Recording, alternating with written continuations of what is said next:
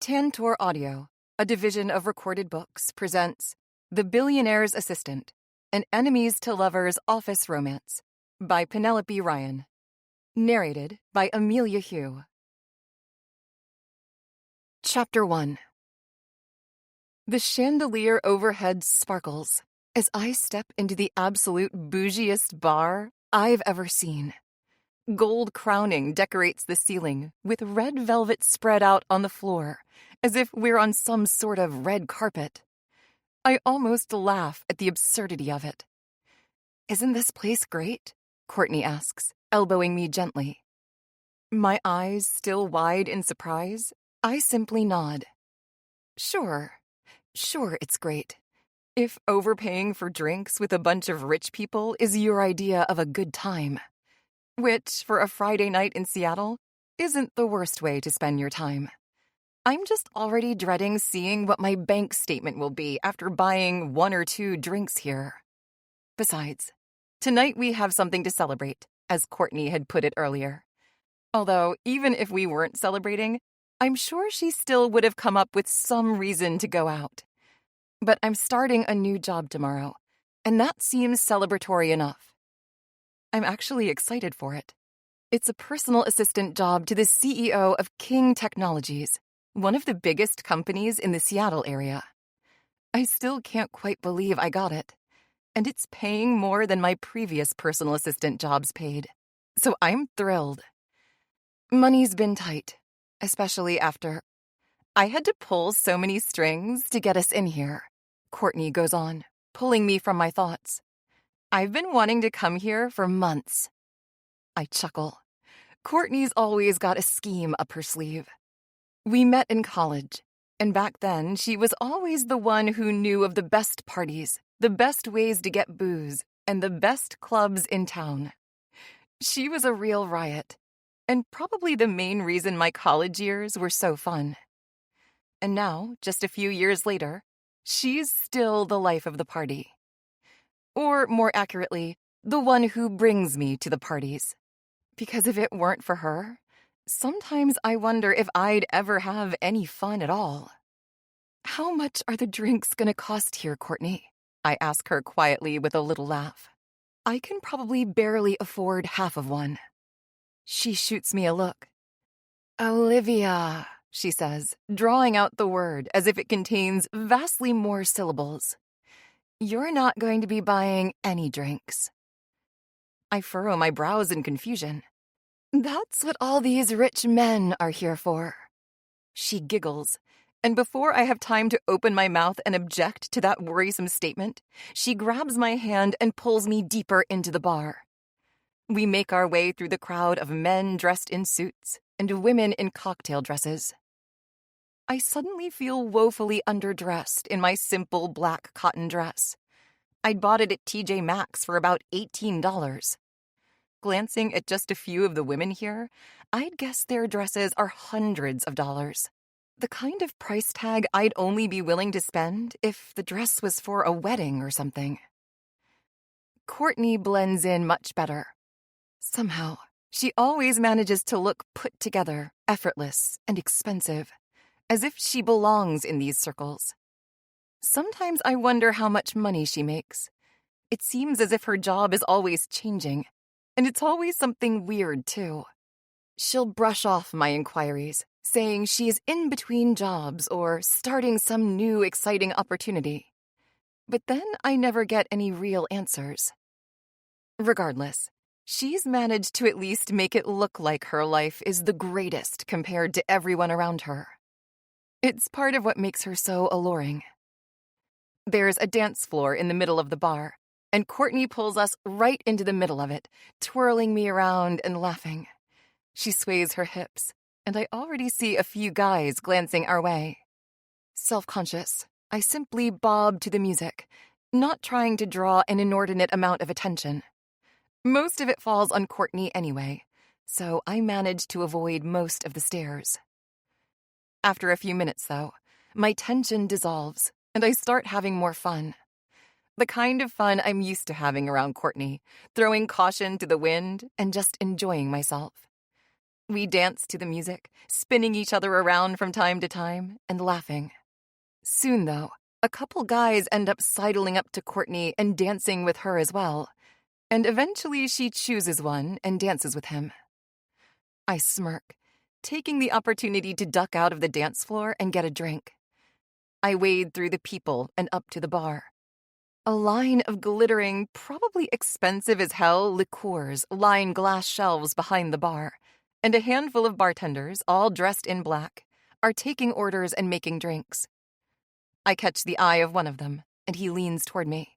"A whiskey sour," I request. He nods and gets to making it. I turn away from the bar and glance across the crowded room. Couples sway together on the dance floor, and groups of friends chat and laugh at tables and couches scattered around the perimeter. I take the opportunity to people watch. Where else do I get the chance to observe Seattle's elite? The elite of the elite. God, I must stick out like a sore thumb here.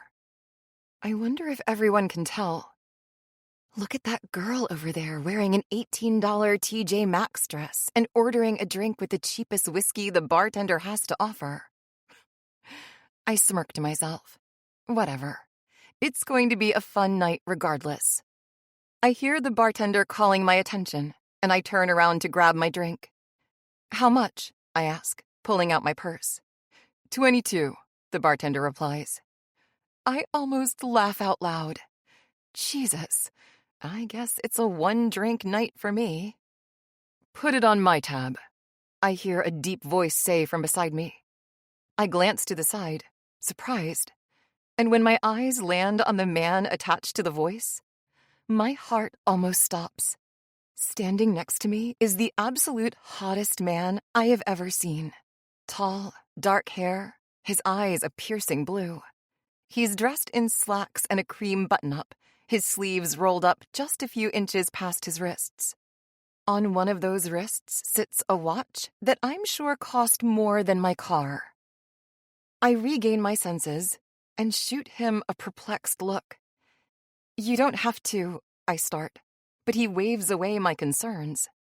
"Let me buy you the drink," he presses. I close my mouth and nod simply. I guess Courtney was right. If you're a young woman in a bar like this, some rich guy will buy you a drink.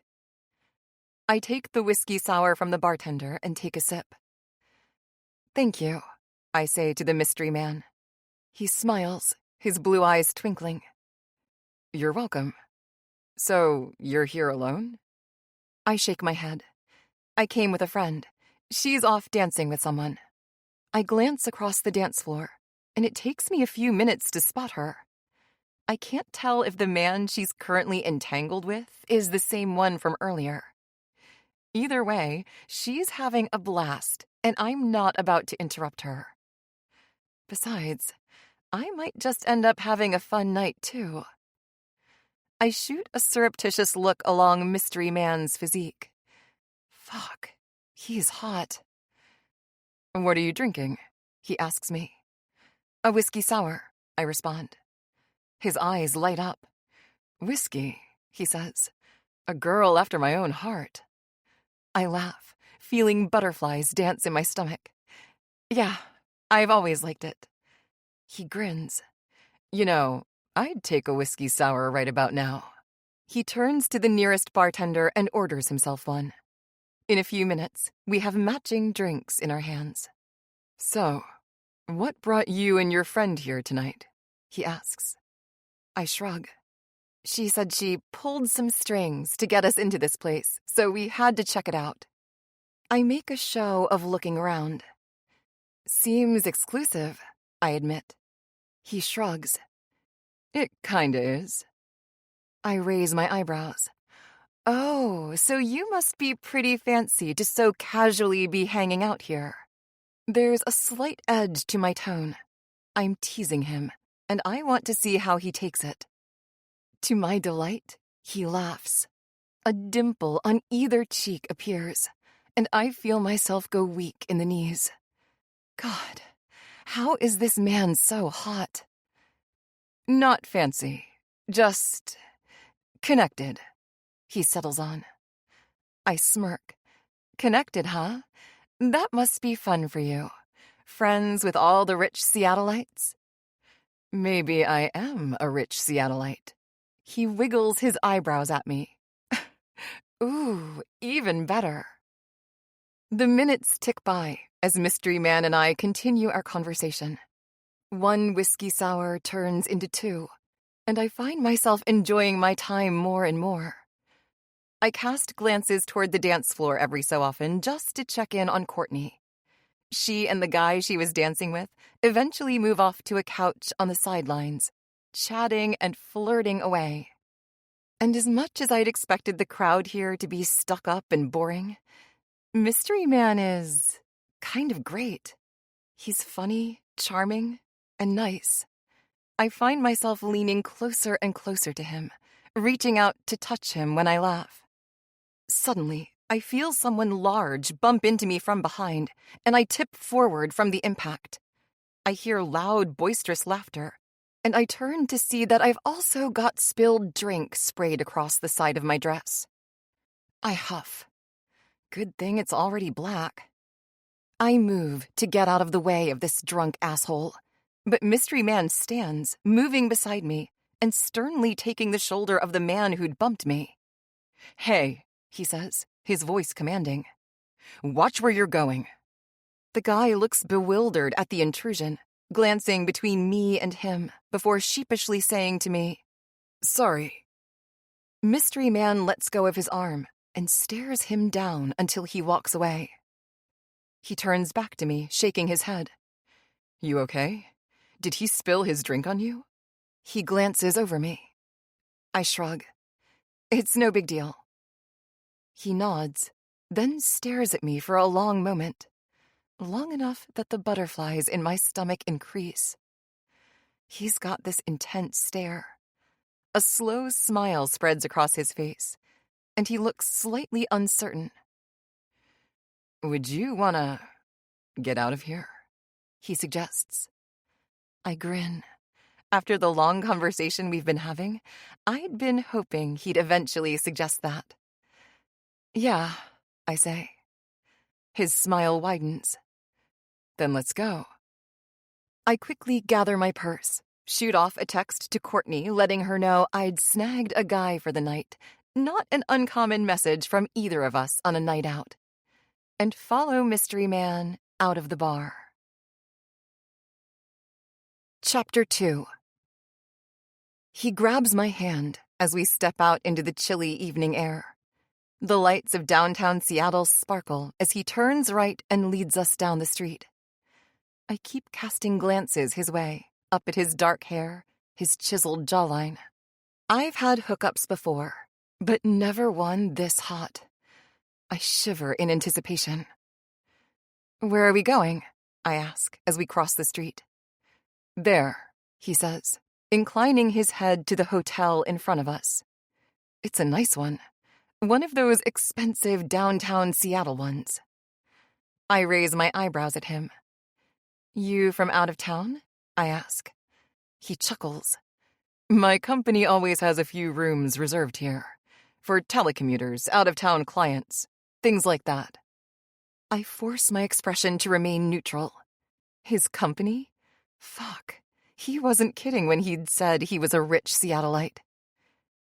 We walk through the double doors of the hotel, and I stand off to the side as he approaches the front desk and arranges a room. After a few minutes, he has a key card, and we're in the elevator, humming along to the top floor. He snakes an arm around my waist, pulling me closer to his side. I giggle, staring up at him. When the elevator stops, we step out into a brightly lit corridor. He leads me to our room, and in we go.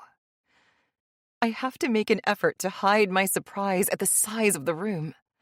I can barely call it a room, more of a suite. It's the size of an apartment, with floor-to-ceiling windows revealing a gorgeous view of the city. I wander toward the windows in awe. "Wow," I breathe. "This place is beautiful." Mystery Man comes up behind me, wrapping his arms around my waist. "Yeah, I forgot how nice the view is from here, he comments. We stand like this for a few moments before he leans down to press a soft kiss to the nape of my neck. I sigh, closing my eyes. He trails slow, soft kisses up my neck and along my jawline. His hands roam across my stomach, his grip tightening around my waist. Slowly, his hands travel up, up, up, until they're cupping my breasts, softly squeezing them over the fabric of my dress. I suck in a breath. You want me to make you mine tonight? He whispers in my ear, his warm breath sending shivers down my spine. I smile, nodding. Yes, I reply softly. He massages my breasts for a few moments, working me up, my breaths coming out in shallow pants. He moves his hands to the skirt of my dress, taking fistfuls and lifting. Arms up, he murmurs. I do as he says, and he deftly lifts my dress over my head, tossing it aside. I'm standing in nothing but a pair of panties and a bra. Thankfully, it's one of my cuter sets, black lace. So pretty, he whispers in my ear, taking the straps of my bra and pushing them off my shoulders. Then he unhooks the clasp at my back, letting the bra fall to the floor, and my breasts spill free. I gasp at the sudden chill against my most sensitive parts, my nipples almost immediately hardening. He trails a finger slowly down my collarbone, between my bare breasts, and I shiver in response. He cups one of them in his hands, squeezing gently. I arch my back. He's barely touched me, and yet every nerve in my body is on fire. I'm desperate for more, desperate for this man to fuck me already. I'm practically naked, and he's still fully clothed. I'd be embarrassed if I was in my right mind, but I'm too turned on to care. His other hand travels down my stomach, sliding under my panties, and running a finger along my slit. He groans softly. Fuck. You're wet, baby. I can hear the smile in his voice. I whimper in response. He inserts a finger slowly inside of me, and I practically come undone. So wet for me, he purrs, pumping his finger in and out. I reach behind me to grip his thigh, the only thing I can hold on to.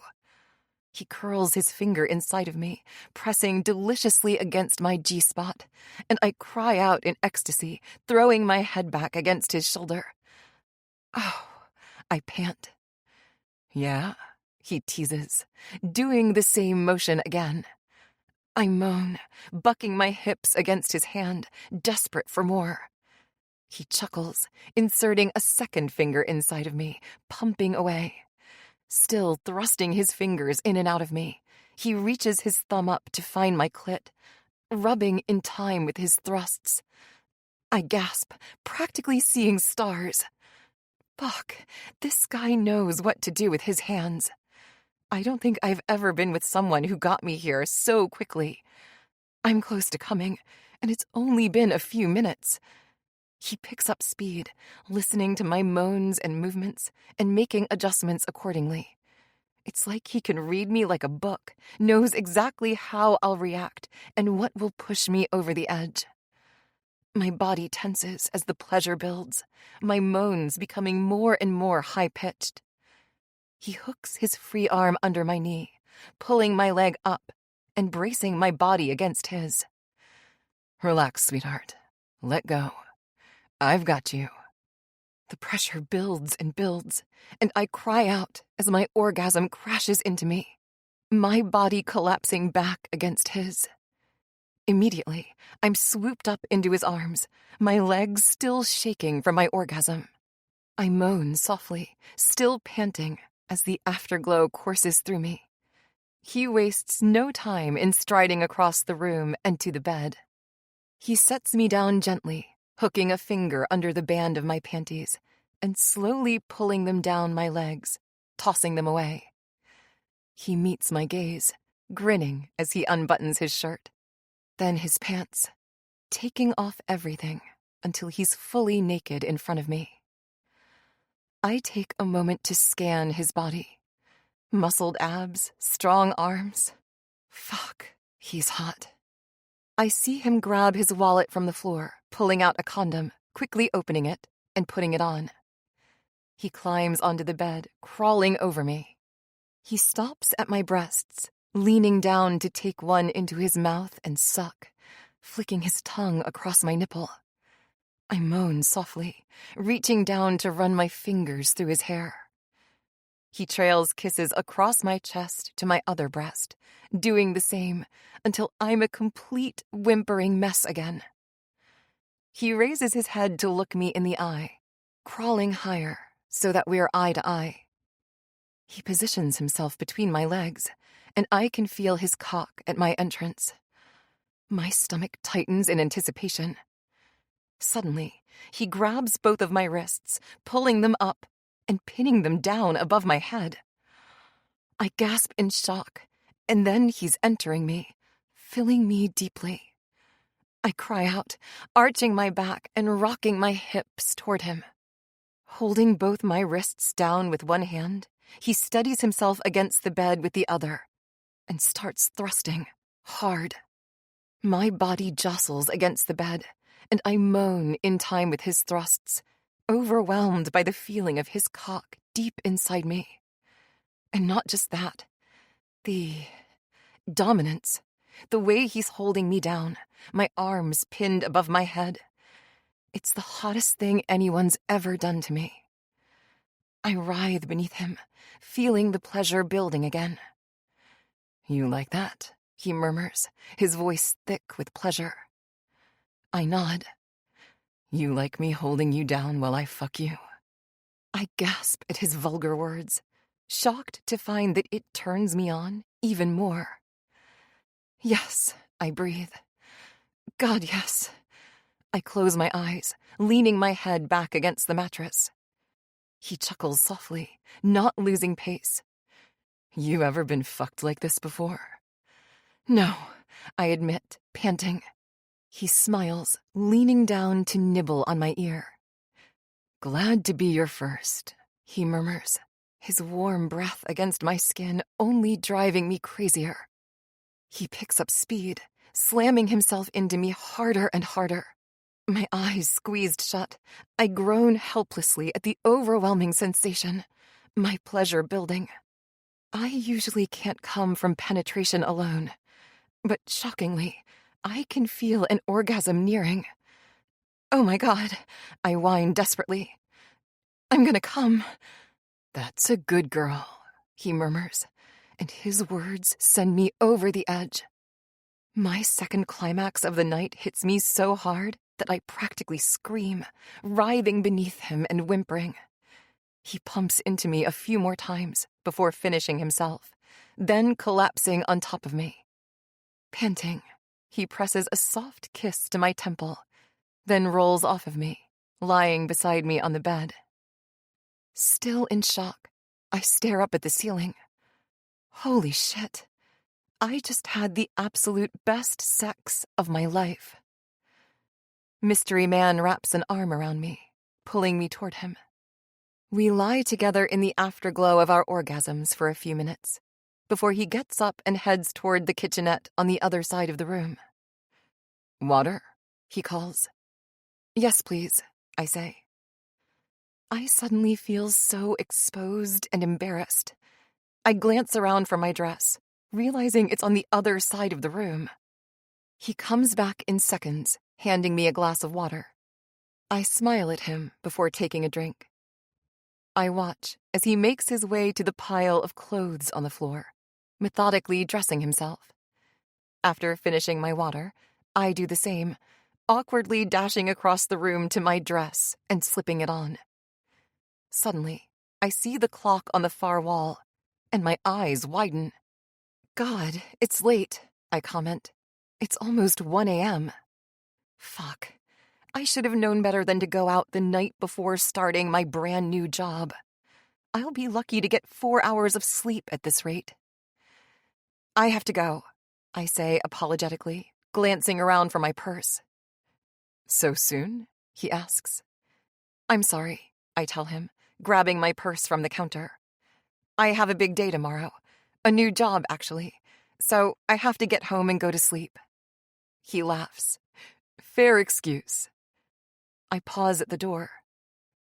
"This was fun," I tell him in all sincerity. He grins. "It really was." It suddenly dawns on me, and I ask, "What's your name?" I laugh at the absurdity of not having asked it until now. But Mystery Man simply smirks at me. "Let's leave it a secret. It makes our night that much sexier, don't you think?" I bite my lip, holding in a giggle. "Whatever you say." He stands with his hands in his pockets, giving me one last look over. "Good night," I say. "Good night, sweetheart." Chapter 3. When my alarm goes off the next morning, I groan, reaching for my phone and shutting it off. I sigh into the pillow. God, staying out late last night was a terrible idea. Although the mind-blowing sex might have been worth it. I'll decide once I see how this first day of work goes. I force myself out of bed and into the shower. Then I blow dry my hair, apply my makeup, and put on my meticulously picked out outfit. A professional white blouse, a pencil skirt, tights, and kitten heels. It hugs my figure and makes me look cute, but it's still professional. I give myself a once-over in the mirror before heading to the kitchen to make coffee. I pour some into a travel cup, grab my purse off the counter, and head out the door. King Technologies is in downtown Seattle, and my apartment is in Queen Anne, so I have about a 15-minute drive, as long as the traffic isn't terrible. I hop into my trustworthy Subaru and head off. It's the car I've had since college and has definitely seen better days, but I've grown an attachment to it. Besides, it's not like I have extra cash lying around for a new car. Especially considering everything. I try not to think about Dad if I can help it. The subject is still raw and often just brings me to tears. But it's hard when it's all coming to a head. When he passed away 4 months ago, I thought the whole world was ending. And in a way, it was. After battling cancer for 3 years, it wasn't a surprise. But somehow, even when you know it's coming, you're never ready for it. And I definitely wasn't. I took a week off work and didn't leave my house. Courtney tried calling and stopping by, but I refused to speak to anyone. After Mom and my sister Haley died in a freak car accident when I was 14, Dad was the only family I had. We were it for each other. It's probably why we're as close as we are. Fuck. I keep forgetting he's actually gone.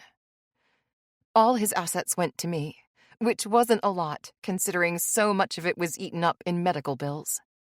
The only thing worth something, and worth sentimental value to me, is the house. A gorgeous 3-bedroom on Queen Anne Hill. It's the house I grew up in. I played with Haley in the backyard as kids. Mom and Dad would cook dinner together in the evenings, drinking glasses of wine and listening to music. And after Mom and Haley passed, it's where Dad and I comforted each other and spent our days rebuilding our lives.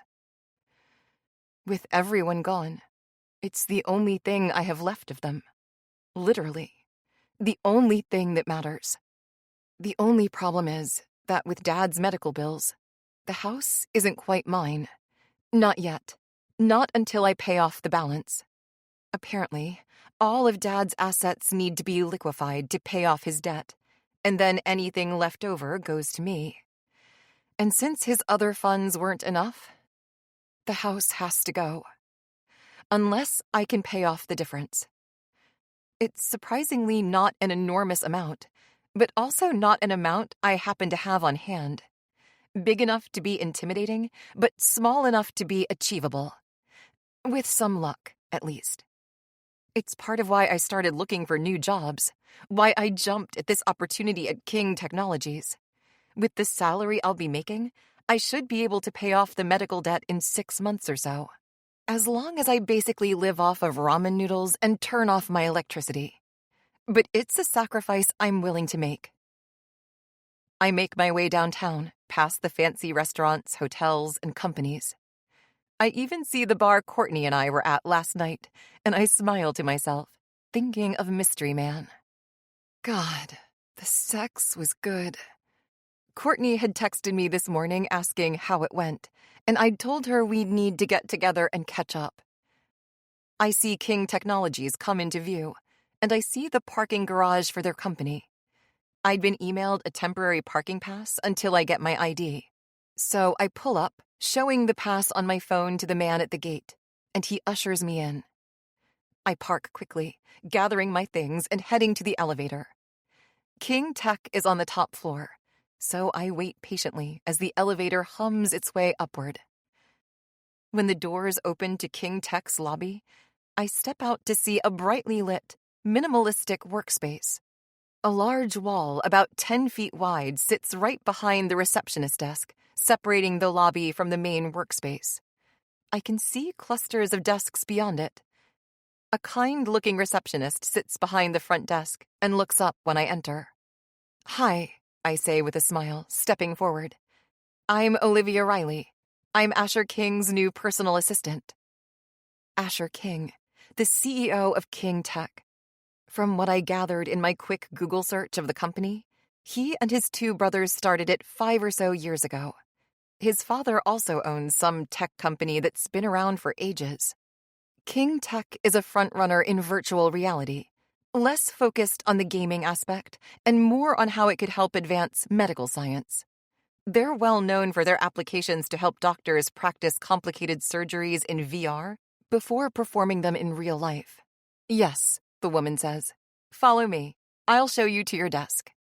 She gets up, motioning for me to follow her as she turns and walks past reception and into the main workspace. We pass clusters of desks, all arranged in little work pods.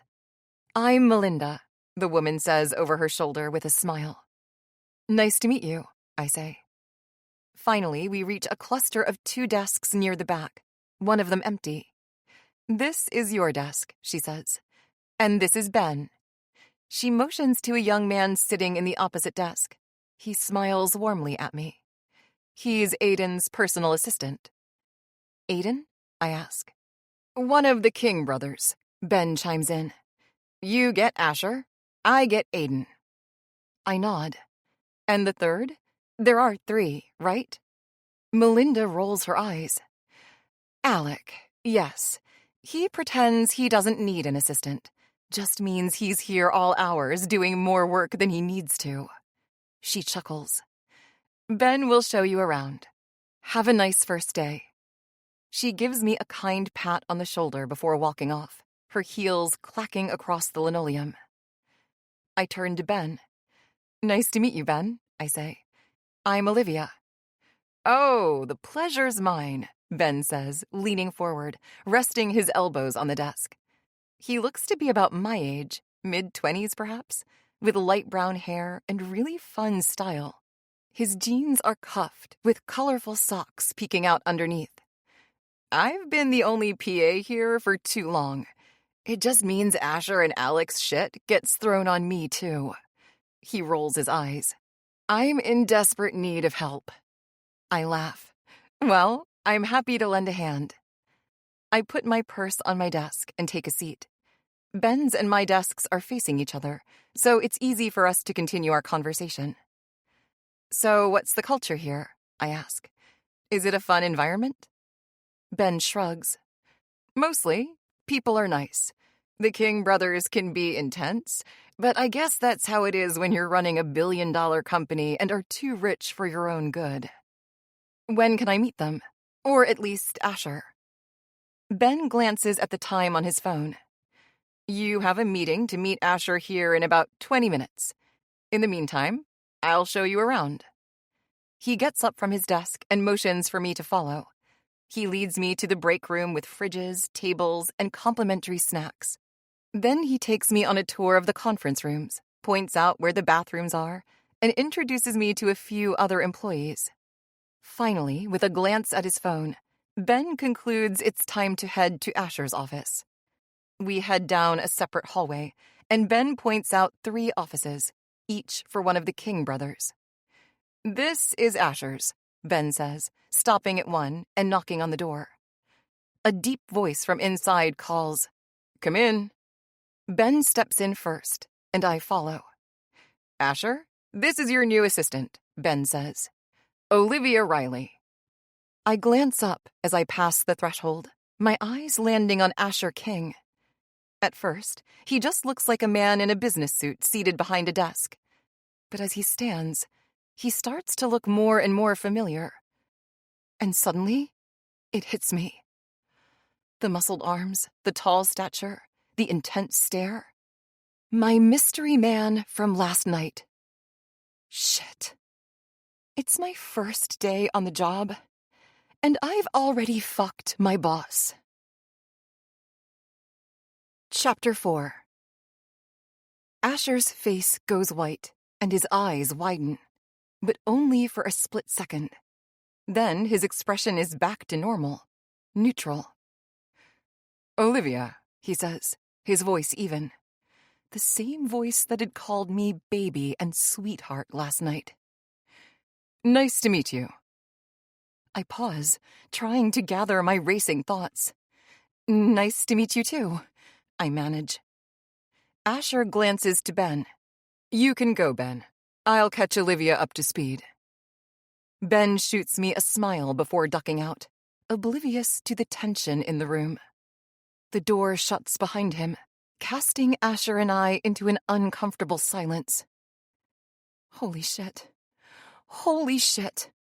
I can't believe this is happening. My new boss is the man I had a one-night stand with last night.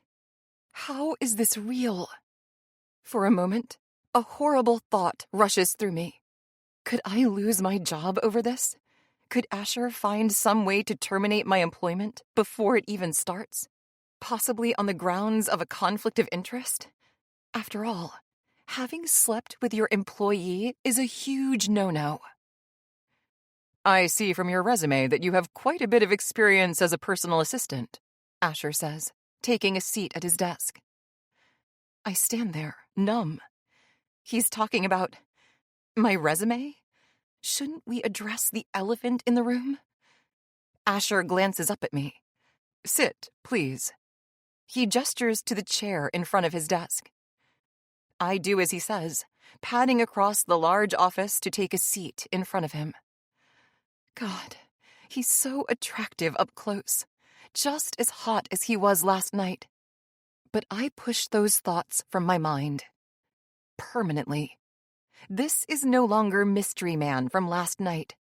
This is Asher King, my boss, the man who's given me the job that will allow me to pay off my family home. That is all. Nothing more. "Yes," I reply. "I was a personal assistant for the COO of a small insurance company here in Seattle." He nods. "So you're accustomed to long hours and a demanding boss." It's a statement, not a question. And even though it's not exactly true, I nod. My last boss wasn't exactly demanding. Sure, the hours could be long at times, but I never felt worn out. "Good," Asher says. "Your main job will be managing my calendar and being my point of contact.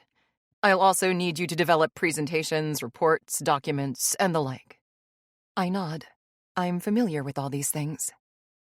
"Today, I'd like you to familiarize yourself with my calendar, as well as our newest VR project. Ask Ben to email you the documents. I'll be presenting concepts to the board next week, so we'll need to start on a presentation as well as printable reports for everyone attending." I nod again, pulling out my phone to take notes. "As someone familiar with and in charge of my calendar, you'll know when I'm free or not, and when is an appropriate time to meet with me regarding any concerns or questions. Most can be done over email, but you can also meet with me if you like. I admire efficiency, so keep that in mind. I'm starting to feel like a bobblehead nodding along. Asher is nothing but business. Not unusual, if this were a normal situation. But I keep going back to the fact that this is not normal. There is an enormous elephant in the room growing bigger by the second, and yet he's still not addressing it. Should I address it? Based on his demeanor, I'm afraid to. That's all for now, Asher says in conclusion. Most early questions you'll have can be answered by Ben. I sit in silence for a moment. Asher raises his eyebrows at me, and it suddenly dawns on me that this meeting is over. He wants me to leave. And he hasn't said anything about what we did last night. I open my mouth to protest, to say anything, but nothing comes out. I stand. Thank you, I mumble, turning and walking to the door. Oh, Olivia? Asher calls. I turn around, wondering if this is finally the moment where we address the issue and clear the air. I hope you have thick skin. I can be a tough boss. I swallow. Fuck. Nodding numbly, I quickly open the door and duck out. I make my way back to my desk on autopilot, utterly thrown. He didn't acknowledge anything. He acted as if he has no idea who I am. Only that last comment. It seemed almost intentional, as if he does know who I am and wants to make sure I don't expect any special treatment. A horrible thought enters my head, and my eyes widen. What if he thinks I slept with him on purpose? That I somehow figured out who he was, sought him out, and slept with him the night before my first day in order to manipulate him?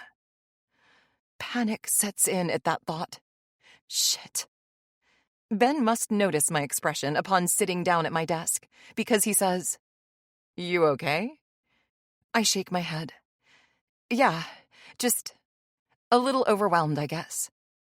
I clench my fists under the desk, trying to rid myself of anxious energy. Now is not the time. It doesn't matter what happened last night. I need to move on like nothing happened and keep this job. Yeah, the Kings can be intense, Ben says knowingly. Don't worry, he'll warm up to you. Took a while with Aiden and I too, and now we're practically buddies. Buddies? Well, we'd be lovers if the man wasn't straight, but alas. Ben feigns a knife to the heart. Besides, sleeping with the boss probably isn't good for my mental health, no matter how hot the Kings are. A strangled laugh escapes me. Fuck, that joke hits too close to home. Don't worry, Ben says, pulling me back to reality. You'll find a groove here. You'll see. With that, he goes back to work, leaving me to my spiraling thoughts. Chapter 5. I sit across from Courtney at a raised tabletop in a bar in Queen Anne. She'd texted me after work, demanding to know how my one-night stand had gone, and suggesting we meet for drinks. While seeing Courtney is always a good time, and would normally be a fun choice to de-stress after my first day of work, this day has been one weird fucking day. So, he was good? Courtney asks with a smirk. I nod. Yeah. While I'd be gushing to Courtney over all the gory details if it were this morning, I've definitely lost my giddiness over the whole encounter. And I'm worried to bring up those details. Part of me wonders if it's a good idea. Maybe I should just take this secret to my grave, act as if it never happened, and hope it never gets out. Besides, I'm embarrassed. I accidentally slept with my boss the night before I met him. Who the fuck does that happen to? What about you? I press, changing the subject. You go home with anyone? She shrugs. No, Didn't meet anyone I liked enough. My phone vibrates against my leg, and I pull it out of my jeans. It's an email notification. Normally, I'd ignore emails after hours, but after my meeting with Asher today, I'm paranoid it might be him. And I can't risk any more reasons for him to dislike me. I pull up the email, skimming it. Shit. It's worse than Asher. Much worse. What is it? Courtney asks, noticing my attention to my phone. Fuck, I mutter, rereading the email. It's from the lawyer handling my dad's estate. Courtney's eyebrows knit together in sympathy. Oh no. I sigh in frustration, tossing my phone onto the table. I thought I had a year to pay off the debts and settle everything, but it turns out I only have a few months. 3 months. I rub my temples, panic setting in. I can't pay off all that money in 3 months. I'll lose the house. Shit. I thought there was a way out. A way to not lose absolutely everything in my life.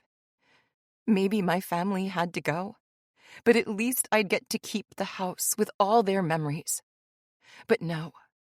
Life has a cruel way of taking everything, bit by bit. I feel tears prickling at the corners of my eyes. Courtney reaches across the table to put a hand over mine. I'm sorry, Liv, she says softly. I shake my head, holding back the tears. 3 months, she repeats. How much can you save from your new job in that time? You're making more now, right? I nod. I'm making more, but it's not enough. I'd budgeted 6 months, and that was even a stretch. Courtney is silent for a moment. Liv, she says after a long pause. I might know a way for you to save up the money. I glance up at her, although my hopes aren't high. I don't really see a way out of this right now. You know that new job I told you about? The one with the connections that got us into that fancy bar? She nods. It's, unorthodox, to say the least. But it pays well, and they're looking for more girls. I frown. What kind of job is it? She snorts. You're gonna think I'm crazy, but I swear it's legit. And it's not as awkward as you'd think. I resist the urge to roll my eyes. What is it? She purses her lips. I work for a gentleman's club, a real fancy one. I'm a waitress. Only, I waitress topless. I sit in silence for a long moment until finally a laugh bursts out of me. You're kidding. Courtney chuckles. I'm not, and the pay is crazy. The pay and the tips. Liv, you might be able to pay off your dad's medical debt in just a few weeks of doing this. I stare at her incredulously, both because she's actually doing this for a job and that she's suggesting I do it too. Courtney, I can't walk around topless for money. She gives me a dismissive wave. It sounds much sleazier than it is. I mean, obviously guys are leering at you, but they can't touch, and security is super tight there. It's weird at first, but you get used to it real quick. I laugh. I can't believe this is your job. Courtney grins. How long have you been doing this? She shrugs. On and off for a month or two? I swear, it's great money. Consider it. I shake my head. I don't know, Courtney. I'm not adventurous like that. She snorts. Well, let me know if you change your mind. They're low on waitresses, and I could definitely get you in. I chuckle, taking a sip of wine. As per usual, Courtney is as entertaining as ever. Of course she'd be the one with the shocking job making tons of cash. And while I admire her courage, I'm just too much of a chicken to ever attempt such a thing. Chapter 6. I'm nearing the end of my first week as Asher King's new personal assistant. And let's just say it hasn't been a walk in the park. I don't know what I was expecting. For my new boss to be as nice and reasonable as my old one? For the workload to feel similar and achievable? For my boss to not be the man I slept with the night before starting my job? It's not like Asher has gone out of his way to make my life a living hell. At least, I don't think so. He's just cold and short and tense. Ben assures me things will get better, that Asher and I are just getting used to each other, and that Asher's cold persona is not personal, but simply a trait that comes with the job of being CEO to a billion-dollar company. I'm not so sure. Halfway through the workday, Ben looks up at me from across our desks, his expression alarmed. Olivia? He says slowly. Did you have Asher's meeting with the Kincaid group on the schedule for today? I frown, pulling up Asher's calendar. Yeah, at... 2 a.m., I say slowly. Shit. I glance to Ben desperately. It's okay, he says quickly, getting up from his desk. I'm so sorry. Oh my God, I say to his retreating form as he bolts across the office. I bite my lip, watching him go. God damn it. How could I have messed up this badly? In my first week, too. A meeting that was obviously supposed to be scheduled at 2 o'clock during normal business hours. Not in the middle of the fucking night. I must not have been paying close enough attention and somehow plugged it in for the wrong 2 o'clock. I resist the urge to bury my head in my hands, aware of others around me who might notice. But I'm dreading what's to come. I'm sure Asher will be angry. At the very least, it won't help our already tense relationship. After about 10 minutes, Ben comes back, looking stressed, and takes a seat at his desk. I shoot him a worried, questioning glance. I was able to get Asher to wrap up his current meeting early, and he'll still be able to have a short meeting with Kincaid. I nod. Okay, that's something. Not all is lost, right? I can't believe I did that, I say. That was so dumb.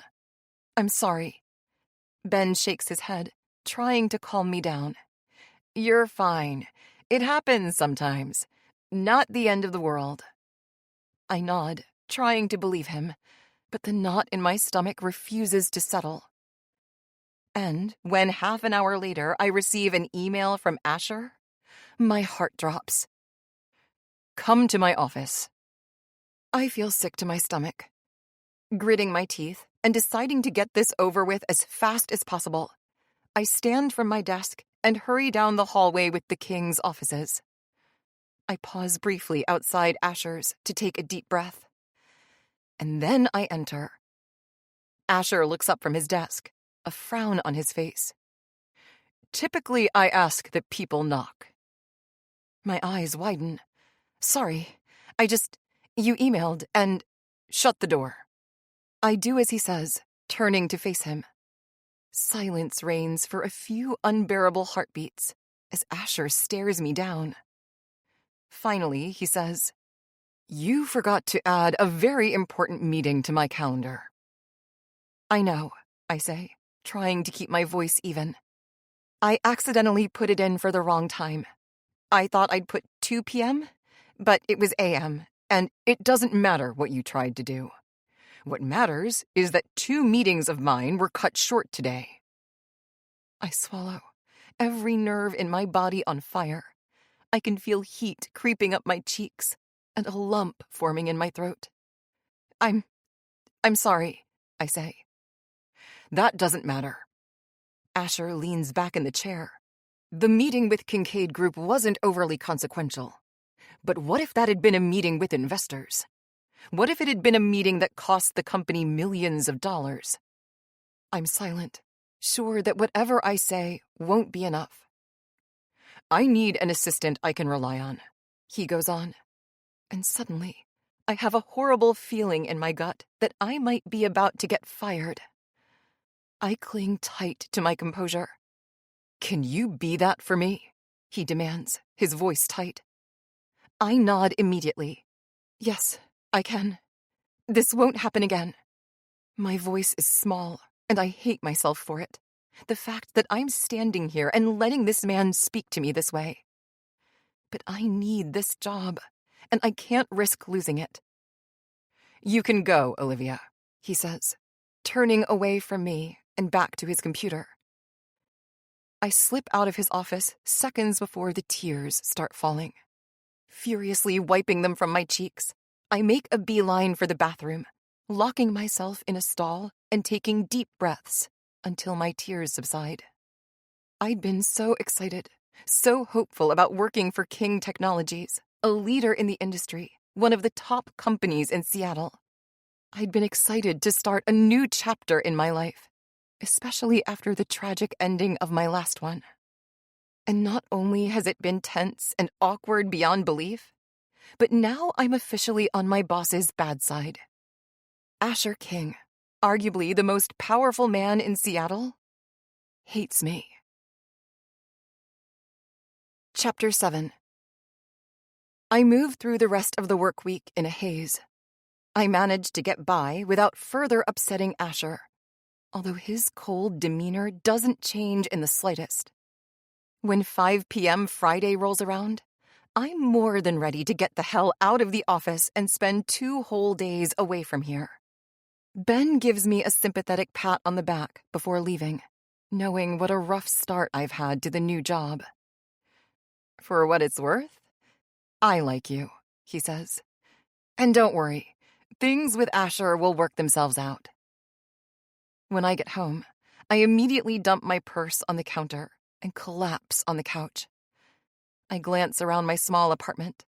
I'd already started packing a few things up in boxes in anticipation for the move. The move that may or may not happen now. Frustration swirls within me. My plan was to move into Dad's house when my lease is up in a few months. I'd live there. Well, forever, probably. But with that last email from the estate lawyer, I'm beginning to wonder whether that's possible. I pull up my phone, remembering that I'd noticed an email from him earlier, but had been too busy with work to check it out. I pull it up. I hadn't responded to his email earlier in the week, and he's just checking in. He wants to know what my plans are for proceeding. Can I pay off the debt, or do we have to liquidate the house? What's the plan? A lump forms in my throat. Other than the actual deaths of my family members, this week has truly been the worst of my life. I was supposed to start a new job that would give me opportunities and enough money to pay off the house. I was supposed to move into my childhood home, reliving the fond memories of my family. And all that seems hopeless now. Tears prickle at the corners of my eyes for what feels like the millionth time this week. But suddenly, an idea occurs to me. I sniffle, considering it. It's laughable, really, absurd. But what other choice do I have? If I want to keep my family home, I'll have to make some sacrifices. Courtney's offer had seemed insane at the time. But why? After all, she's doing it. And it's not like sex work is anything to be ashamed of. It's work, just like anything else. So what is it about me doing it that freaks me out so much?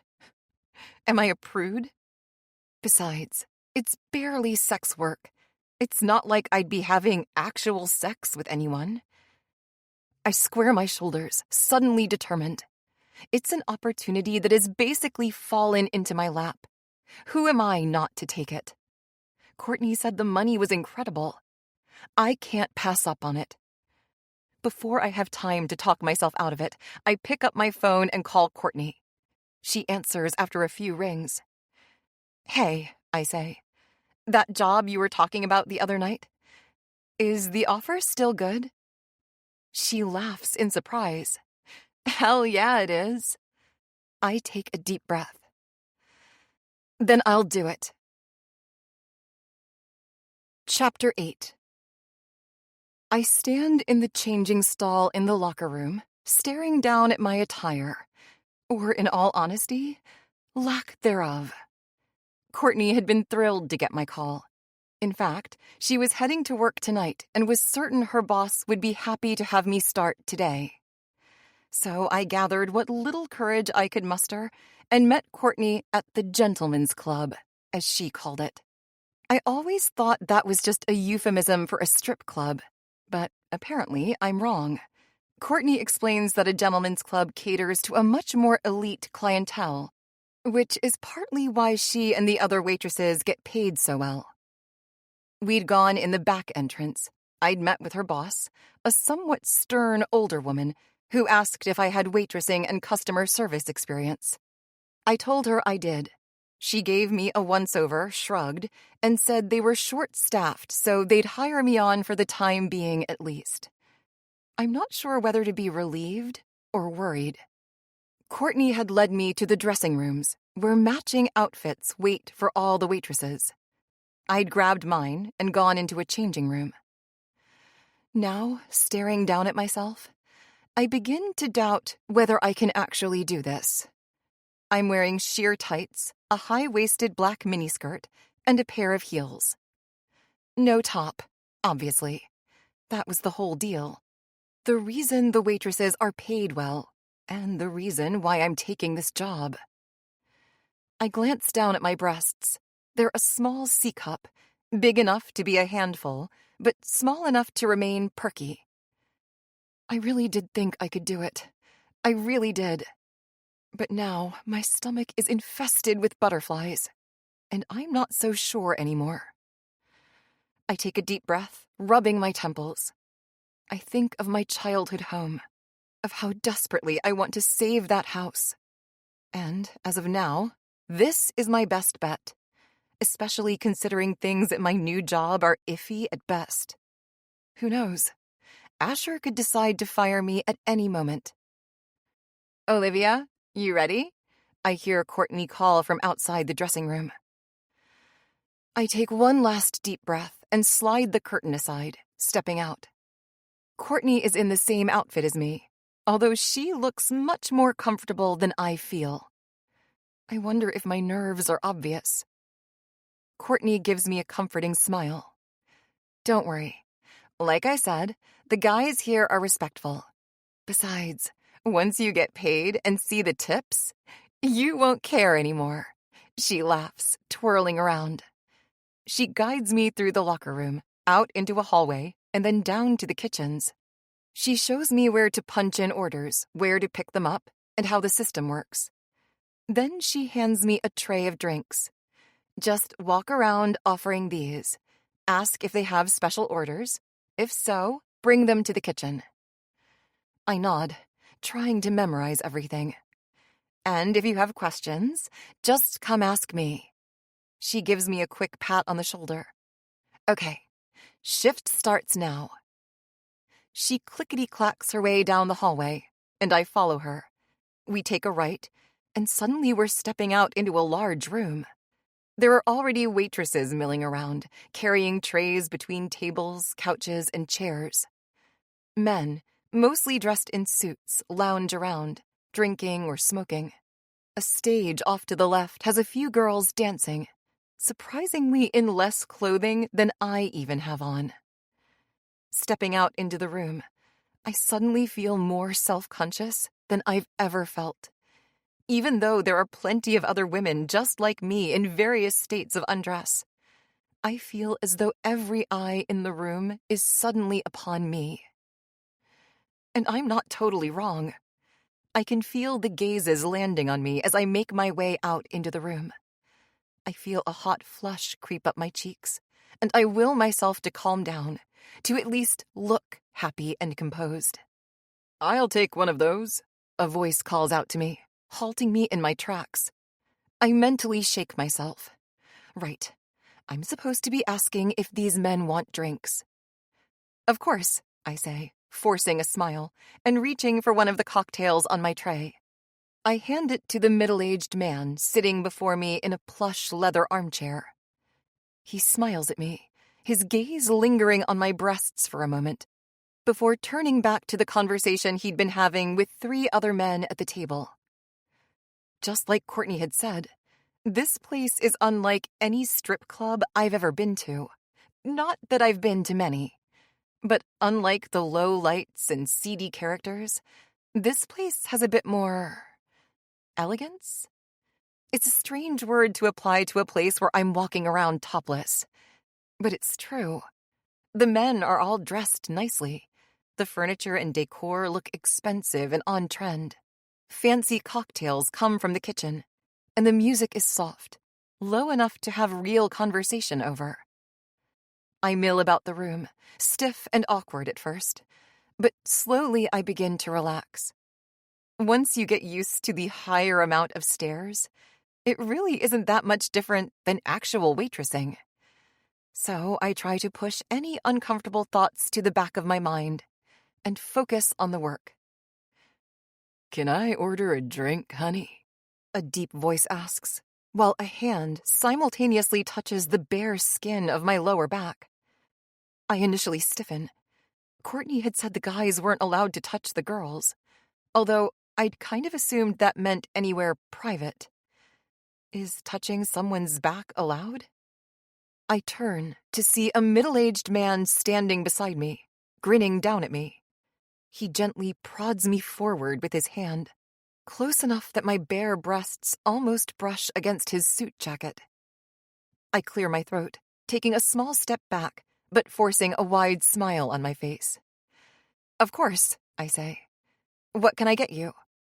The man takes his time observing my body, his eyes lingering on my breasts, my nipples hard and pointy from both the chill and the discomfort of my situation. His gaze wanders back up to mine, and he smiles. "I'll take a rum and coke, honey," he settles on. "Definitely," I say. "I'll be right back." I hurry past him, beelining toward the bar where waitresses can order drinks. I shake off the weird feeling from before. It's part of the job, I keep reminding myself. It's what I'm here for. Eye candy for the men who pay ridiculous prices to be part of this club. The idea really makes me feel a bit icky inside, but I remind myself of the payout and force myself to get back to work. I order a rum and coke at the bar and bring it to the man who'd ordered. He gives me another once-over before taking the drink from my hands, thanking me, and handing over a 50. I try to hide my shock while tucking it in the waistband of my skirt. "Thank you," I say calmly, as if I get $50 tips every day. Surprisingly, though, as the night goes on, that isn't as unusual as I first thought it would be. I'm handed 5s, 10s, and 20s on a regular basis, just for delivering drinks and food. And this isn't even my actual pay from the club. Even as my discomfort stays, my trepidation fades. If this is how quickly I can make this amount of money, maybe I can afford to keep the house. For the first time since getting that email earlier in the week, I feel a glimmer of hope. I finish the rest of my shift on a high, thinking of my childhood home and how great it'll be to actually move into it. "So how was it?" Courtney asks with a grin as we make our way back to the lockers at the end of the night. I shrug, pulling my shirt out of my locker and slipping it on. Not as bad as I thought it would be, honestly. She giggles. "Right?" I look up to see Courtney's boss striding into the locker room, stopping to hand each of the waitresses something. When she reaches Courtney and I realize it's cash. A lot of cash. She hands each of us a stack and moves on. I stare down at it, my eyes wide. "Is this what you just made in 4 hours of work?" Courtney says with a triumphant smile. "Yeah." I stare down at it in shock. While this may have been the most embarrassing experience of my life, it might very well be worth it. Chapter 9. I end up working at the Gentlemen's Club Saturday night as well, And after both shifts, the manager tells me she'd like me to stay on for Fridays and Saturdays for the foreseeable future. And after the payout from that weekend, I'm elated to agree. A small part of me still feels a little, I don't know, embarrassed, weirded out. After all, it's not like this is a normal job. I'm literally getting paid for having men stare at my breasts all night. And when you put it that way, it definitely sounds sleazy. But what are a few uncomfortable nights compared to the possibility of losing the one connection I have to my family? Not enough to stand in my way. That's what. I'm still on a high from the money I made this weekend when I start work on Monday. Ben notices my change in mood and seems excited that I've started settling into the work environment. I don't have the heart to tell him that my good mood is despite the work environment. Regardless, the week plods by at a bearable pace. Asher doesn't seem overly angry or moody with me, which is a plus. He is, as usual, cold and short, but otherwise tolerable. There's a big meeting with investors coming up, so he seemed worried about that. But I can't tell if this is just how he always is.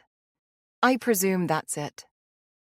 As Thursday rolls to a close, anxious jitters rumble in my stomach, thinking about tomorrow. My third night at the Gentlemen's Club. Last weekend almost feels like a fever dream. Something that didn't happen. And I'm about to go do it again.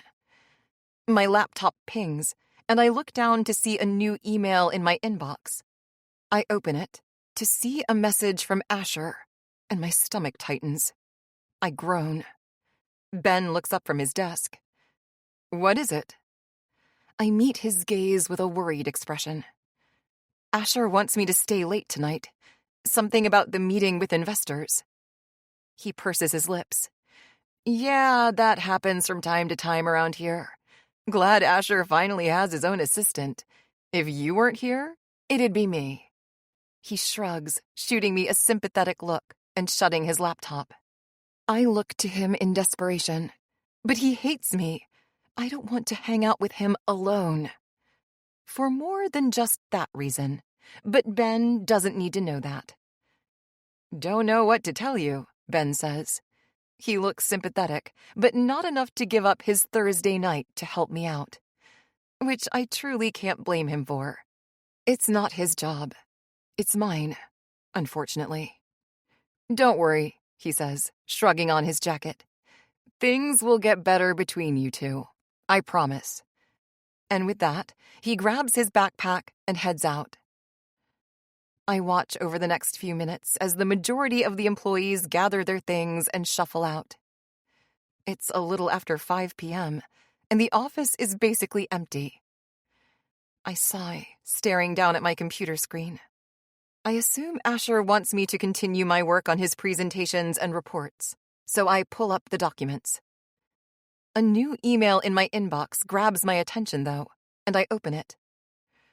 Come to my office. Bring everything for the reports. Asher. It's all on my laptop, so I scoop it up and stand. Nerves dance in my stomach as I make my way to Asher's office. Remembering how he'd scolded me last time, I make a point to knock. Come in, a voice calls. He sounds annoyed already. I enter, quietly shutting the door behind me and turning to face Asher. He's hunched over his desk, working away on his laptop. He glances up at me and then gestures to the chair in front of his desk. I hurry to take a seat, propping my computer on my lap. How far along are you in the presentation slides? He asks without looking up. Pretty far. I just need some additional details about the new VR applications and when those should be ready for development. Did you reach out to development? Asher glances up, irritated. I feel inconceivably small under his gaze. Yes, I emailed them. When? Yesterday. Email them again. I nod, pulling up my email and following up with the lead on the developer team. We work in silence for a little while, sharing information when needed. Even if I have questions, I find myself too afraid to ask him. His intimidating demeanor is freaking me out. I'd rather work at my desk alone and simply receive emails from him from his office. I find myself glancing up at him from time to time, at the strong line of his jaw, at his dark hair gently falling in his face as he works. I remember how he'd smiled at me at the bar, in the hotel room, how he'd had dimples. I haven't seen those dimples here. I remember how he'd touched me, how I'd orgasmed in his arms, collapsing against him. I feel myself flush, and I try to push the thoughts from my mind. It's utterly humiliating to know that my boss knows intimate details about me. What I look like naked, how to get me off. It's horrible, really, especially considering how he's treated me since I've started here. I can't tell whether he's been especially cruel because of what we did together, or if he's just like this with everyone. And not that I'd want special treatment or anything, but after what we did, it just feels so terrible that he'd treat me like this. I continually find myself wanting to bang my head against a wall. Especially now. Sitting across from him, alone in silence, is overwhelming. Especially knowing that no one else from the office is currently here. It's just me and him, completely alone. As the minutes tick by, Asher starts asking me more and more questions, and we slowly start actually collaborating on the presentation and reports. I find myself brave enough to ask clarifying questions, filling out the reports with information that I'd been missing. 2 hours pass, and while I'm not exactly at home, I'm definitely less uncomfortable. I see Asher pull out his phone, scrolling through something. "Do you eat Thai food?" he asks me without looking up. Taken aback, I simply say, "What?" "Thai food," he repeats slowly. "Do you eat it?" "Yes. I'm ordering us dinner. What do you want?" A pad thai is fine," I stammer. He nods, finalizing the order on his phone and putting it aside. Then he's back to work. We work in silence for a few minutes before the food arrives. His phone dings, and he leaves the room to retrieve the takeout from the lobby. When he returns, he silently clears off his massive desk, setting a styrofoam container in front of me, complete with a napkin and plastic fork. "Thank you," I say quietly, opening it, even though I'm way too nervous to eat in front of him. He doesn't say anything, and instead simply opens his container of food and takes a bite. I force myself to eat, despite my nerves. The pad thai is surprisingly good, better than most I've had. I wonder where he got it from. "What's the name of this restaurant?" I venture. "It's good." Asher nods. "La Juan's. It's a few blocks from here." I nod in silence, taking another bite. It's late, almost 8 o'clock. Now that I'm eating, I realize I'm actually starving. I haven't eaten since lunch at noon. "I think the presentation's coming together well," Asher says. I try to hide my surprise. It's the closest thing to a compliment he's said to me. "You'll do a good job presenting it," I reply. He shrugs. "That's not the hard part." I don't respond. Asher leans down, retrieving something from his desk drawer. 2 glasses. Then he pulls out a bottle of something. He pours a small amount in a glass, glancing at me over the top. Meeting my gaze, he hands it to me across the desk. "Whiskey," he says simply. "Your drink of choice, right?" I stare at the glass in surprise. Asher is leveling me with a look that isn't quite a smile, but isn't as cold as he's normally been. I look at him uncertainly. Is he really ready to break down the facade? Admit the reality of our situation? "So you do remember me," I state. He snorts, glancing aside. He smiles wide enough for those dimples to appear again. but the smile is short-lived. Of course I do. I take the glass, swirling the whiskey before taking a small sip. Asher pours himself a glass as well. Why didn't you say anything last week? On my first day? I'm brave enough to ask. I feel as though his initiation into this conversation has opened the door for me to be more honest. Also, we're outside work hours. We're alone. We're drinking. It feels like the only appropriate time. If I want to ask the question, I have to do it now. His gaze flits back to mine, his stare intense. Because I was still replaying all those sounds you made in my head. My face immediately reddens, and my lower belly tightens. And I felt it would be inappropriate to bring up, he adds. He leans back in his chair, taking a sip from his glass. But I also felt like we needed to clear the air. Get it out in the open, and get over it. He purses his lips. Do you agree? I nod. Yes. I'm glad you did. He's silent, watching me. I hope my blush isn't overly apparent in the dim lighting, although I worry that it is. So you're not just a rich Seattleite, I say, referencing our first conversation at the bar. You're the richest man in the city. He smirks. You're forgetting my brothers. I'm not any richer than them. I roll my eyes. Okay, tied for richest man in the city. Big difference. He smiles at my teasing. Speaking of your brothers, I say, I haven't met them. Have they even been in the office? Alec is away, meeting with stakeholders in the Bay Area. Normally, he's around the office more. He purses his lips. Aiden is less involved. Often works from home, dumps a lot on Ben. I take this in. Ben does seem overwhelmed a lot of the time. And the three of you founded the company together, I say. Asher nods. Yes, about 5 years ago. I suddenly wonder how old Asher is. To be CEO of a huge tech company, practically running Seattle. He looks to be in his late 20s, 30 at the most. I wonder what it's like to achieve success so young. For what it's worth, I say. I'm glad to be working here.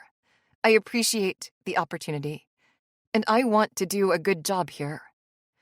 I try to sound as serious as possible, genuine. No matter what happened between us, I need this job, and I'm going to take it seriously. I need him to know that. Asher knits his brows together, then gives a soft smile. I'm glad to hear that, Olivia. We finish up our dinner, and Asher declares our work done for the night. Everything else can be completed tomorrow. I gather my things and bid him farewell on my way out of his office. His somewhat stuffy demeanor seems to be back, but I'm thankful for the honest conversation we were able to have. I don't expect the same lightheartedness from this encounter to return to everyday work, but I'm relieved to have cleared the air. I make my way home, suddenly a bit more hopeful about my future at King Technologies. Chapter 10. It's Friday night, and I'm in the dressing room at the Gentlemen's Club, changing into my ridiculous outfit once more.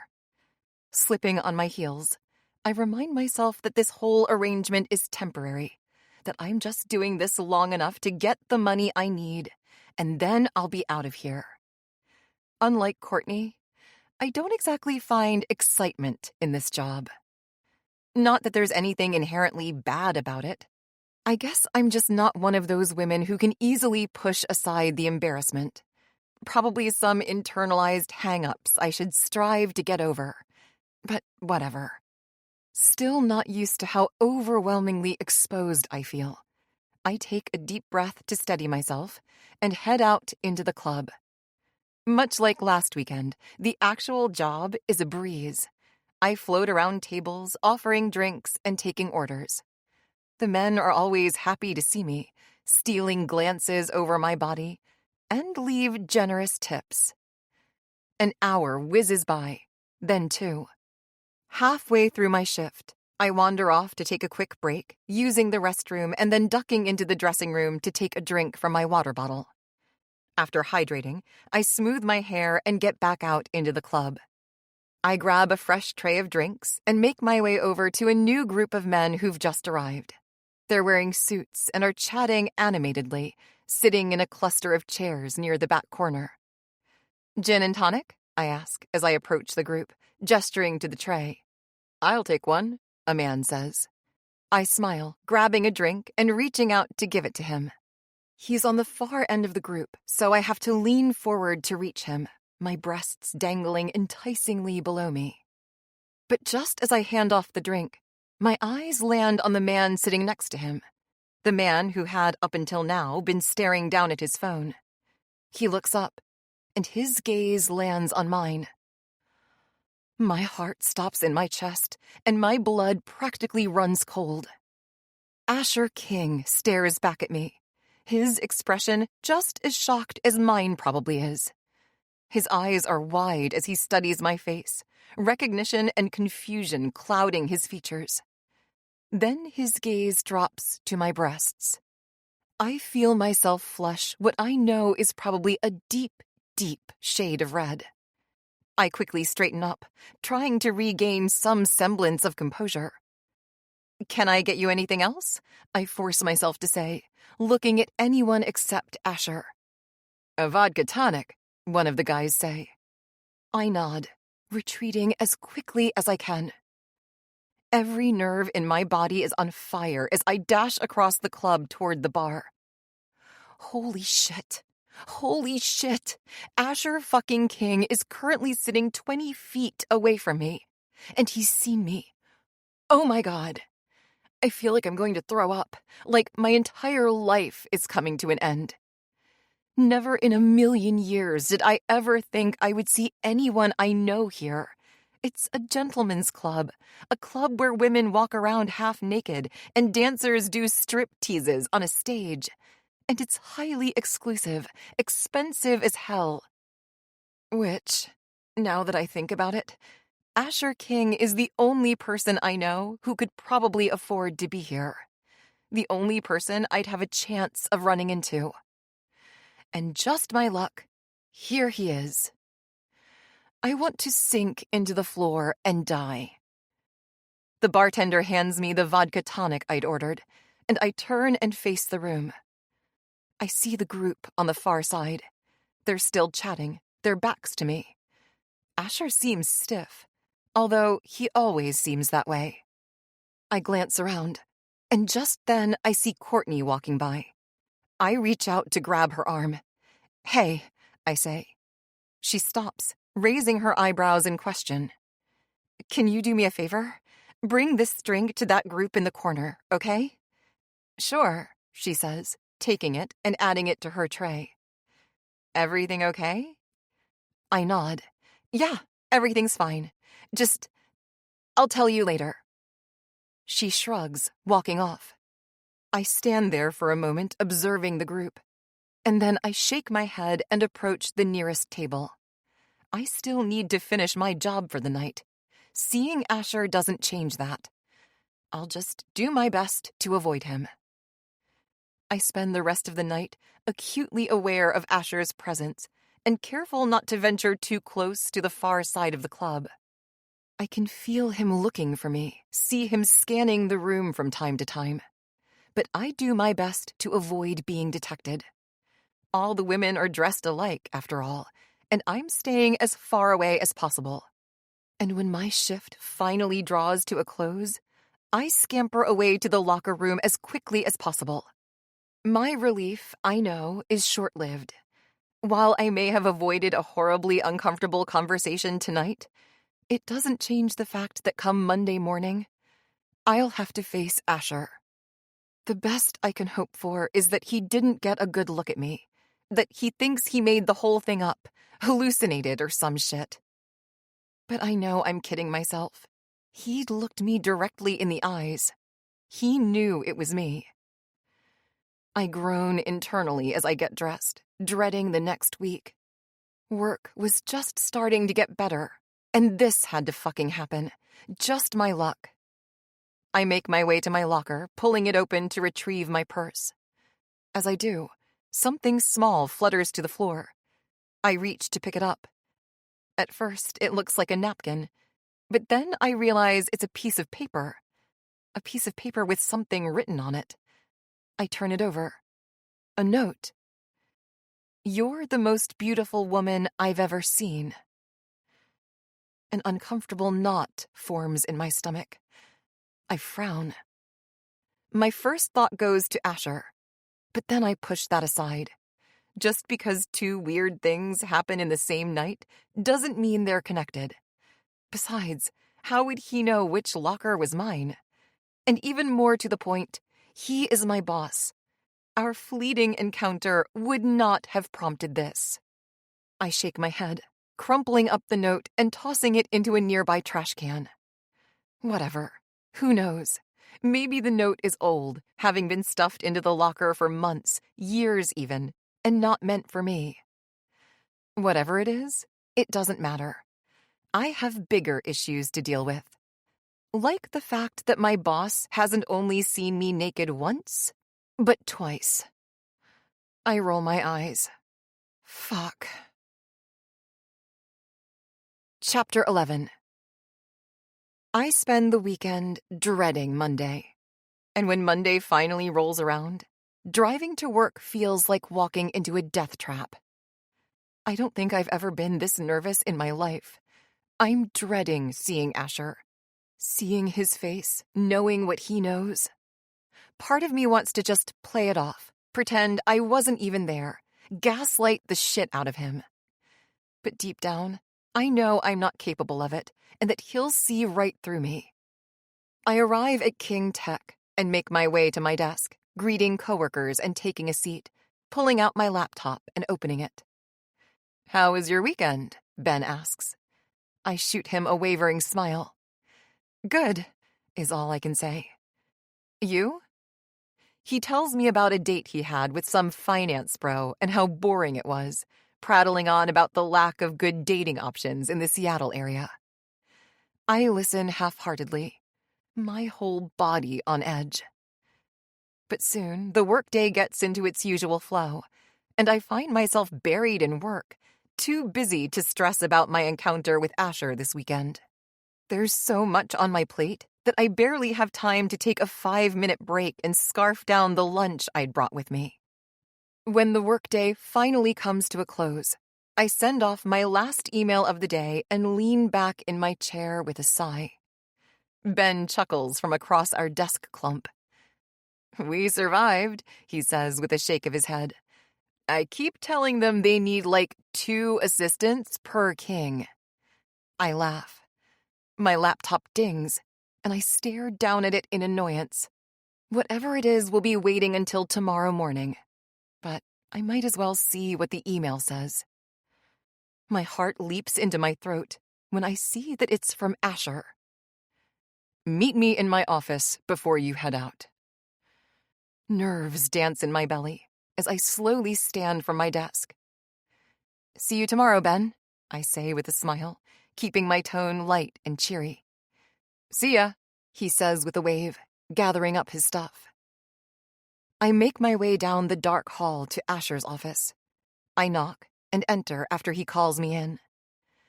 I stand quietly near the door, waiting. He finishes something up on his laptop and then closes it, turning his attention to me. He stares me down for far too long enough to make me squirm, want to sink into the floor, never to return. All I can think about is our last encounter. Him seeing me in that ridiculous outfit, that short skirt, the sheer tights, my bare breasts dangling below me as I'd reached over to hand a drink to his friend. And I know it's exactly what he's thinking of right now, too. I can feel myself blushing at just the thought. Exasperated by the silence, I finally snap. "Did you need something, Asher?"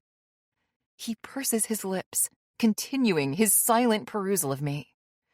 Finally, he says, "Why were you at that club?" I resist the urge to roll my eyes. So he was fine ignoring our one-night stand for an entire week, but not this? "I work there," I answer. He snorts. "Obviously. Why?" I stammer, caught off guard. I'd expected things to be awkward, tense, unbearably embarrassing. But I hadn't expected this. An interrogation? "I just do." Asher narrows his eyes. "For fun. I enjoy it." I lie. I can't tell if he believes me or not. His expression is inscrutable, as always.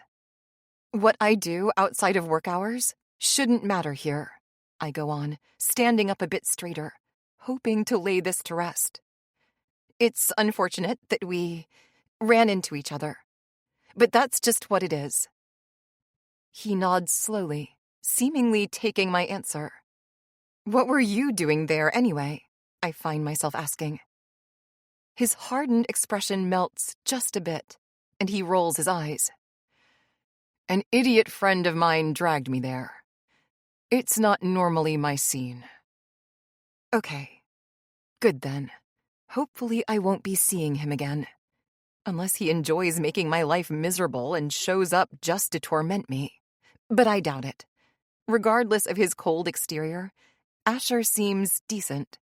He might be somewhat of an asshole, but he's not downright terrible. "I didn't take it to be your scene either." He crosses his arms, his expression inscrutable again.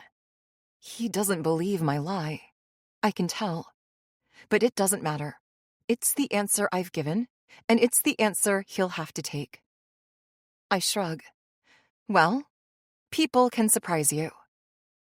At that, he smirks. "Yes, they can." Chapter 12. On Wednesday, I get a text from the manager of the club asking if I can take up a shift that night. And after the payouts I've been receiving on Fridays and Saturdays, I jump at the extra income. I shoot off a text telling her I'll be there at 7.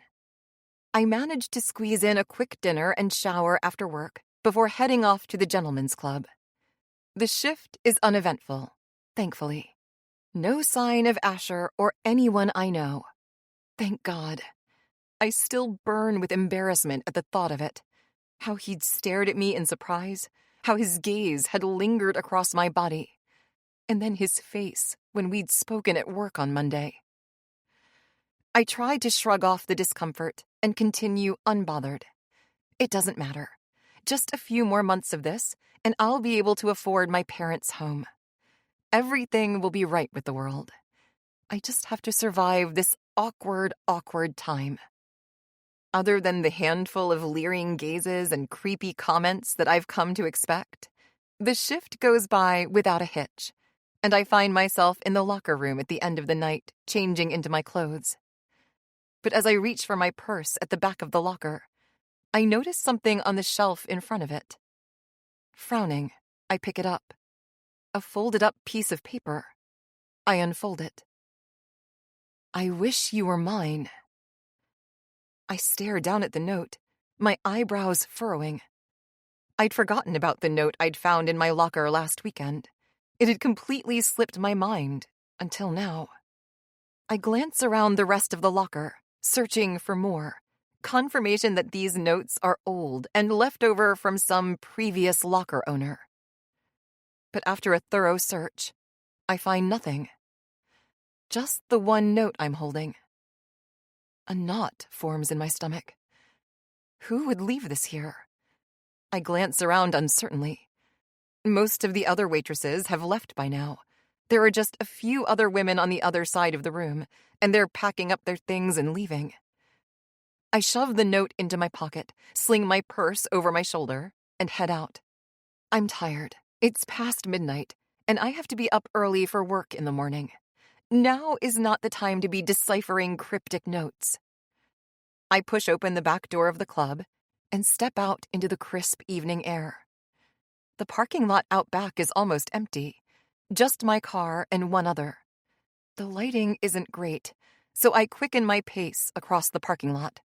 I reach into my bag, searching for my keys. I grasp around the bottom, unable to find them. I huff in annoyance, stopping to peer inside. I finally find them, pulling them free. Just then, a flash of something large and dark rings in my peripheral vision. I turn, but there's nothing there. Turning back toward my car, I take a step forward, but not before strong arms wrap themselves around me, lifting me from the ground. I scream, immediately kicking my legs and thrashing around. But whoever has a hold on me is strong, and they deftly carry me swiftly across the parking lot toward a car in the corner. Terrified, I jab an elbow backward into their stomach, and with a groan, their grip on me loosens. I scramble forward, but my attacker grabs my wrist and yanks me roughly backward, enough that I fall, completely losing my balance.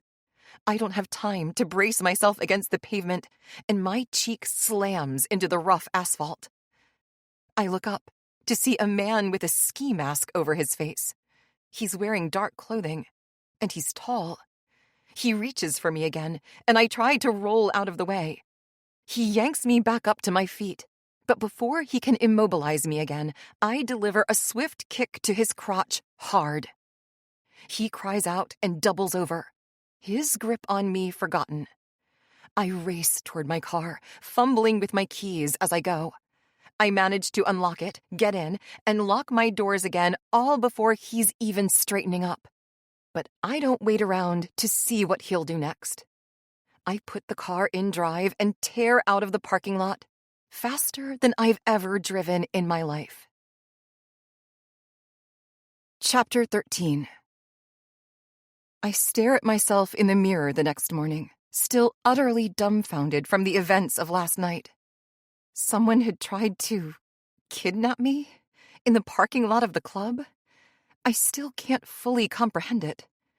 On my drive home, I'd been shaking uncontrollably, scared that somehow he was able to follow me. I'd only let myself relax once I was safe inside my apartment, with the door locked. My mind wanders to the strange notes I'd found in my locker. Are they all from the same person? The man who'd attacked me last night?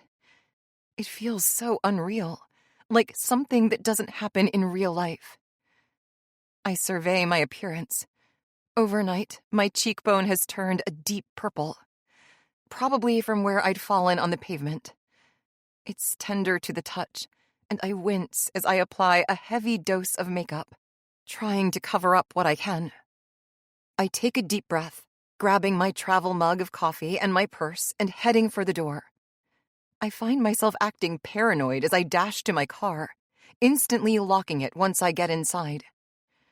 I drive to work quickly and head in, feeling safer once I'm inside the large downtown skyscraper filled with people. Ben looks up when I take a seat at my desk, and his brows furrow. "Rough night?" he asks. I sigh. You could say that. Seeing that I'm not volunteering anything more, he simply nods and goes back to work. I try to focus on the various tasks at hand and ignore the flashes of last night that keep replaying in my head. Around mid-morning, I make myself a second cup of coffee in the break room, hoping it will help me focus. As I'm putting the bottle of creamer back in the fridge, Ben enters the break room with a man I've yet to meet. He's tall, strikingly handsome, and looks a lot like Asher. "Oh, Olivia," Ben says upon seeing me. "This is Aiden." I turn toward him, reaching out to shake his hand. He shoots me a warm smile. "Nice to meet you, Olivia," he says. "It's about time Asher finally caved and got himself an assistant." I laugh. "Yeah, he needs it." Aiden chuckles. "That he does. Don't let him boss you around too much. He can be an ass." I laugh at the bluntness. He shrugs. "It's okay, you can admit it. Especially to me." Ben and Aiden go back to their chatting, grabbing some snacks from the fridge and leaving the room again. I take my coffee back to my desk and try to focus on work once more. I'm glad to have finally met one of the other King brothers. Although, based on Aiden's countenance, I kind of wish I'd been assigned his assistant rather than Asher's. How can Asher be such an ass, as his brother rightfully admits, when Aiden seems so sweet? Whatever. As the workday nears its close, I worriedly glance out the windows, watching as the sun begins to set. I bite my lip, worried about the trek home in the dark. The parking garage should be safe. I mean, you have to work here and use your key card to enter. But I'm worried about the walk from my street parking to my apartment in the dark. Hopefully my attacker wasn't able to follow me home and figure out where I live. But what if he's been watching me for longer? What if he already knows? The idea sends a wave of panic through me. A ding on my computer grabs my attention, and I look down to see an email from Asher. He wants to meet with me. I grab my laptop and hurry over to his office, knocking on the door before entering.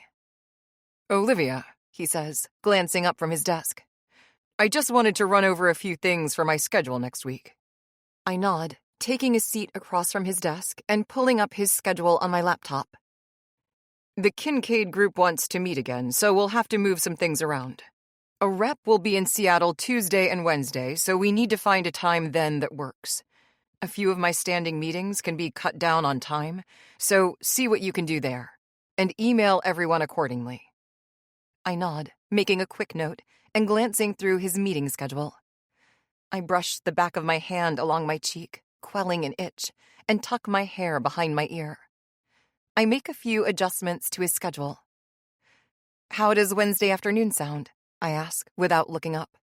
"I can cut your standing meeting with Aiden and Alec down to 20 minutes. A long pause ensues, and I glance up. Asher's expression is a deep frown, and he's staring intently at me, silent. I raise my eyebrows. "Asher?" "What's on your face?" I stare at him blankly for a few seconds. My face? What could he possibly... And then it hits me. I instinctively reach for the bruise on my cheek. I'd done a good job covering it up this morning, but maybe the makeup has worn off through the day.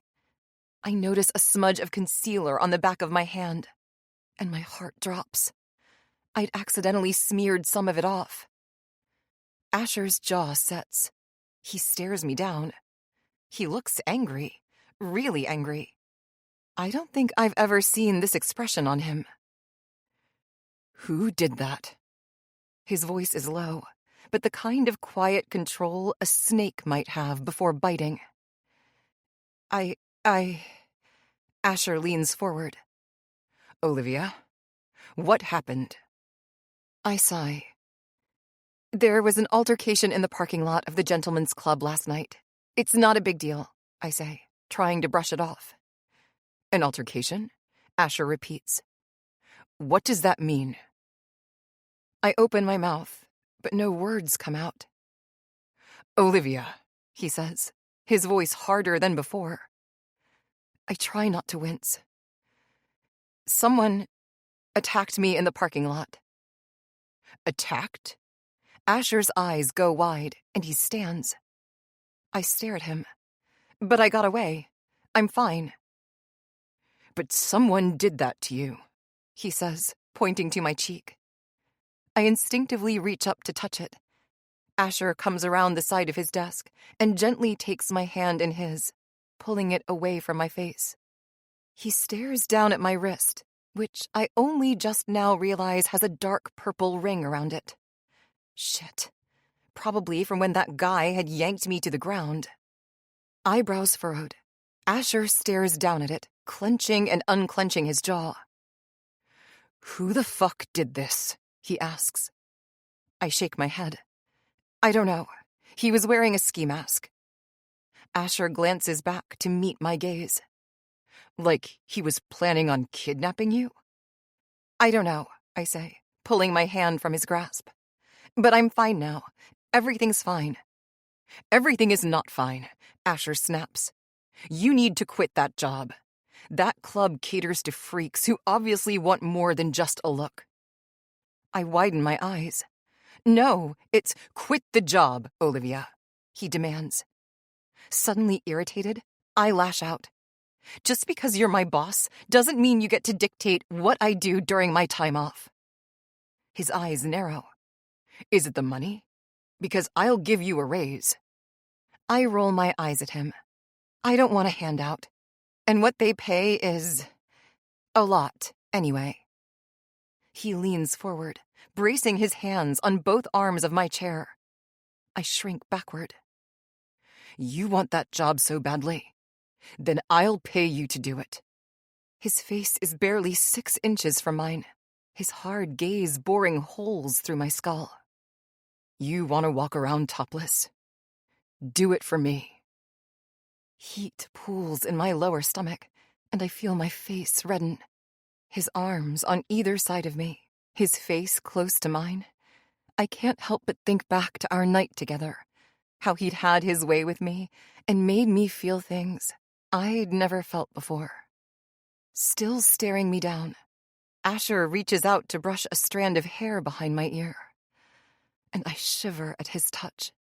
But the electricity it sends through me leaves my body begging for more. His hand caresses my cheek, then my neck, then my chest, all the way down to where my blouse ends.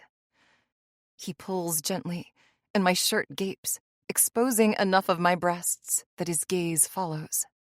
My breasts aren't large, so I don't always wear a bra. And today is one of those braless days. He leans forward while he continues to pull my blouse outward. And now I know he can see everything. I can feel myself flush, my face, my neck, my chest. Not that he hasn't seen everything before. Twice. He reaches down to cup one of my breasts in his hands, rubbing my nipple through the fabric. I suck in a soft breath. What do you say, Olivia? He asks, his gaze returning to mine. Instead of walking around topless for dozens of men to ogle you, how about you be just my little slut? He gently pinches my nipple through the fabric of my shirt, and I gasp. And I'll pay you double what that fucking club was, for as long or as short as you want. I stare at him in shock. Double plays over and over in my head. Holy shit, I could pay off the debt so fast with that. And I can hardly get my brain to focus on anything but Asher's hands on me, on how incredible our night together had been, on how desperately I want that to happen again. Yes, I find myself saying. Asher's eyes sparkle. Yes, he repeats. I nod. You'll quit the club? He presses. I nod again. He grins, reaching down to slowly unbutton my blouse. He leans in, his breath warm against my ear. That's my good girl. My breathing is shallow, but I feel like gasping for air. The smell of him so close to me, cedar, pine, and mint, is so intoxicating I feel dizzy. His fingers expertly unbutton my shirt halfway down, enough that he can slide my short sleeves off my shoulders, and the fabric of my blouse falls, bunching around my waist, fully exposing me from the belly button up. A rush of cold air dances across my breasts, and my nipples harden. He breathes in softly as he takes me in. He gently runs a thumb over my nipple, and my mouth parts, and a soft exhale escapes me at the sensation. His other hand joins to play with my other breast. He rolls my nipples between his fingers, and I lean my head back against the chair with a soft moan. A hand leaves one of my breasts, and I ache from the loss of sensation. That is, until I realize where he's going. His fingers brush under the waistband of my skirt, He finds my underwear, slipping a finger beneath them. Fuck, he breathes, his gaze meeting mine. You're so wet for me. I am so fucking wet. I don't think I've been this turned on, ever. None of my previous boyfriends compared to this. The way he caresses my breasts, the way he takes charge. I want to melt into him and let him have his way with me for as long as he wants. Open your legs, he orders softly, and I do as he says. His fingers dance around my bud, making slow, soft circles. His other hand mirrors the motion, but on my breast. When his fingers finally reach my clit and nipple, I can't help but cry out, arching my back and bucking against him. He leans toward me, his breath against my neck. So greedy, he whispers in my ear. He trails his finger lower until he reaches my entrance, and then he slowly slips inside me. I moan, arching my back, a deep, guttural moan I didn't think was possible. He slides out and slides back in with 2 fingers. I buck my hips against him, wanting more, needing more. He laughs softly against my neck. Then he pulls back to look down at me. Our gazes meet. His expression is one of complete and absolute composure, while I'm sure mine is one of desperation. You like when I finger fuck you? He asks. I nod. Use your words, sweetie. Yes, I breathe. I love it. I close my eyes as his fingers begin to thrust faster. I cry out, bucking my hips in time with him. But suddenly, he pulls out, not just out of me, but he slowly slides his hand out of my skirt completely. I let out a startled cry. He shoots me one last smile before suddenly turning and walking back to his desk. I take in a shaky breath at the sudden loss of his presence. Here I am, sitting in Asher's office, my shirt pooled around my waist, my wetness dripping down my thighs. I can't believe this is actually happening. Asher looks to me. Sit on the desk, he instructs.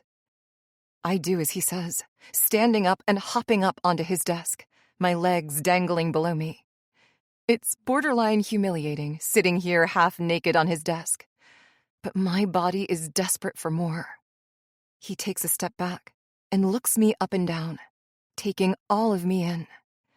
Then he reaches down to start pulling my skirt up my legs. Lie back, he says, and I obey. The wood of the desk is cool against my bare upper body. I feel him slowly sliding my skirt up until most of it is bunched around my hips. And then he pauses and just stares down at me. For so long, I can feel the blush creeping over my skin, my neck, my breasts. To be so exposed and in such a humiliating way is oddly exhilarating in a way I never thought possible. Olivia, he finally says, and I look up to meet his gaze. Do you want me to fuck you? I feel myself blushing even deeper as I nod. Yes, Asher, I say softly. He smiles. He pulls his wallet out of his back pocket, pulling out a condom and setting it on the desk beside me. He unzips his pants, and I don't have the time to even see his cock before he slips on the condom, and I feel him moving aside my underwear, and his dick is at my entrance. He slides in slowly, and I'm shocked at his size again. He must see it in my face, because he moves even slower now, stretching me inch by inch. The sting of his size is almost too much to bear. I gasp, both in pleasure and in pain. Good girl, he praises me. His approval practically sends me over the edge, and I moan. Then he starts thrusting, slowly at first, but then faster and faster. The pressure builds within me, and I cry out with each pump. Oh God, I cry, writhing beneath him. "Yeah, sweetheart," he taunts, pumping faster. "Yes," I answer. "Yes." His hand reaches up under my skirt to find my clit, and when he finds it, I practically scream. He rubs quick, fast circles as he thrusts harder and harder. Usually, I'm so self-conscious, so worried about what I look like, my body, my face. But now, I can only submit to the pleasure, my mouth open in utter ecstasy. I have no control. "Be a good girl and come for me, sweetheart," he orders, and it pushes me right over the edge. I cry out, my pussy clenching around him as he empties himself into me. I lay there, panting, as he slides from within me and zips up his pants. My breasts rise and fall. Asher smiles down at my fully spent form. I sit up, quickly repositioning my clothing so that I'm covered again. Holy shit. Holy shit. I just had sex with Asher. Again. And it was just as good as last time. Half of me feels giddy and elated, and the other half feels like it's so wrong. But the way he's grinning down at me, I can't help but want to do it again. "Email me the amount the club paid you," Asher says. "You'll have double deposited into your account in the morning." Chapter 14. The next day, when I notice the new deposit amount in my checking account, my mouth drops open. I guess he truly wasn't joking when he'd said he'd pay me double what the club was. I text my boss at the club to tell her I won't be coming in anymore, and she doesn't put up much of a fight. I imagine it's the type of establishment that has a lot of turnover anyway. I also tell her about what happened in the parking lot. She's horrified and says she'll look into it. Then I text Courtney, telling her I quit, and that we should meet up soon for drinks.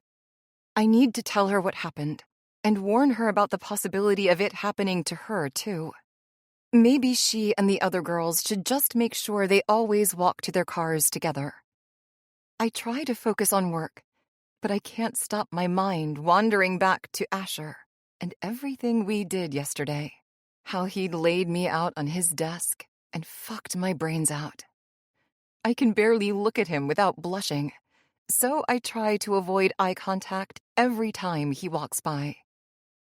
I manage to get through the day without having a face-to-face conversation with him, and I leave the office just a little after 5.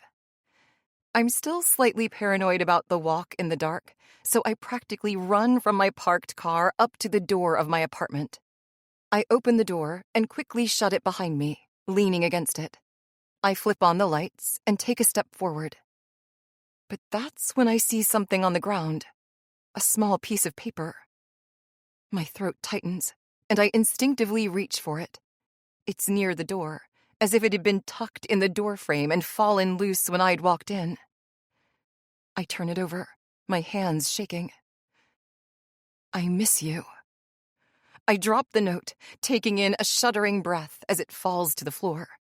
Grabbing a knife from the block on my kitchen counter, I stride through the apartment, checking my bedroom, bathroom, and all the closets. When I'm certain no one is here, I sit on my couch, shaking. I stare down at my phone, desperate to stay anywhere but here tonight. The first person I think to call is Courtney. But what if this guy is watching my apartment? I don't want him following me to her place and risk putting her in danger. Besides, she works at the club too.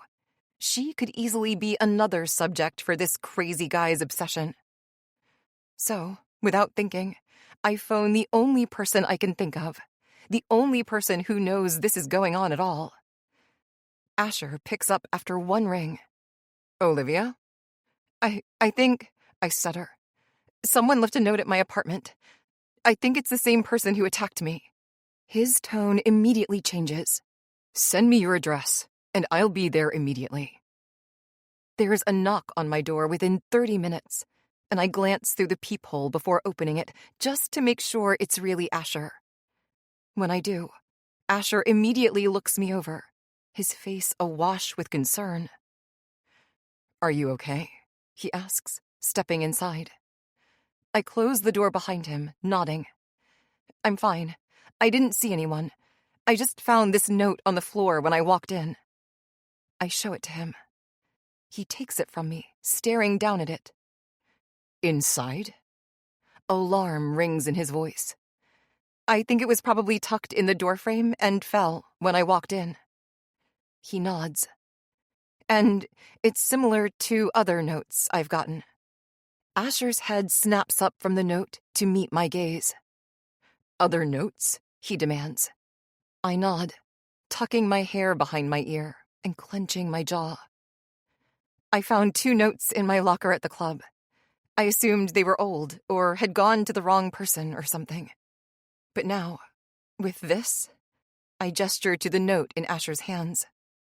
"I think it's the same guy who attacked me in the parking lot. It's all too much of a coincidence for it not to be." Asher clenches his jaw, gripping the note tightly.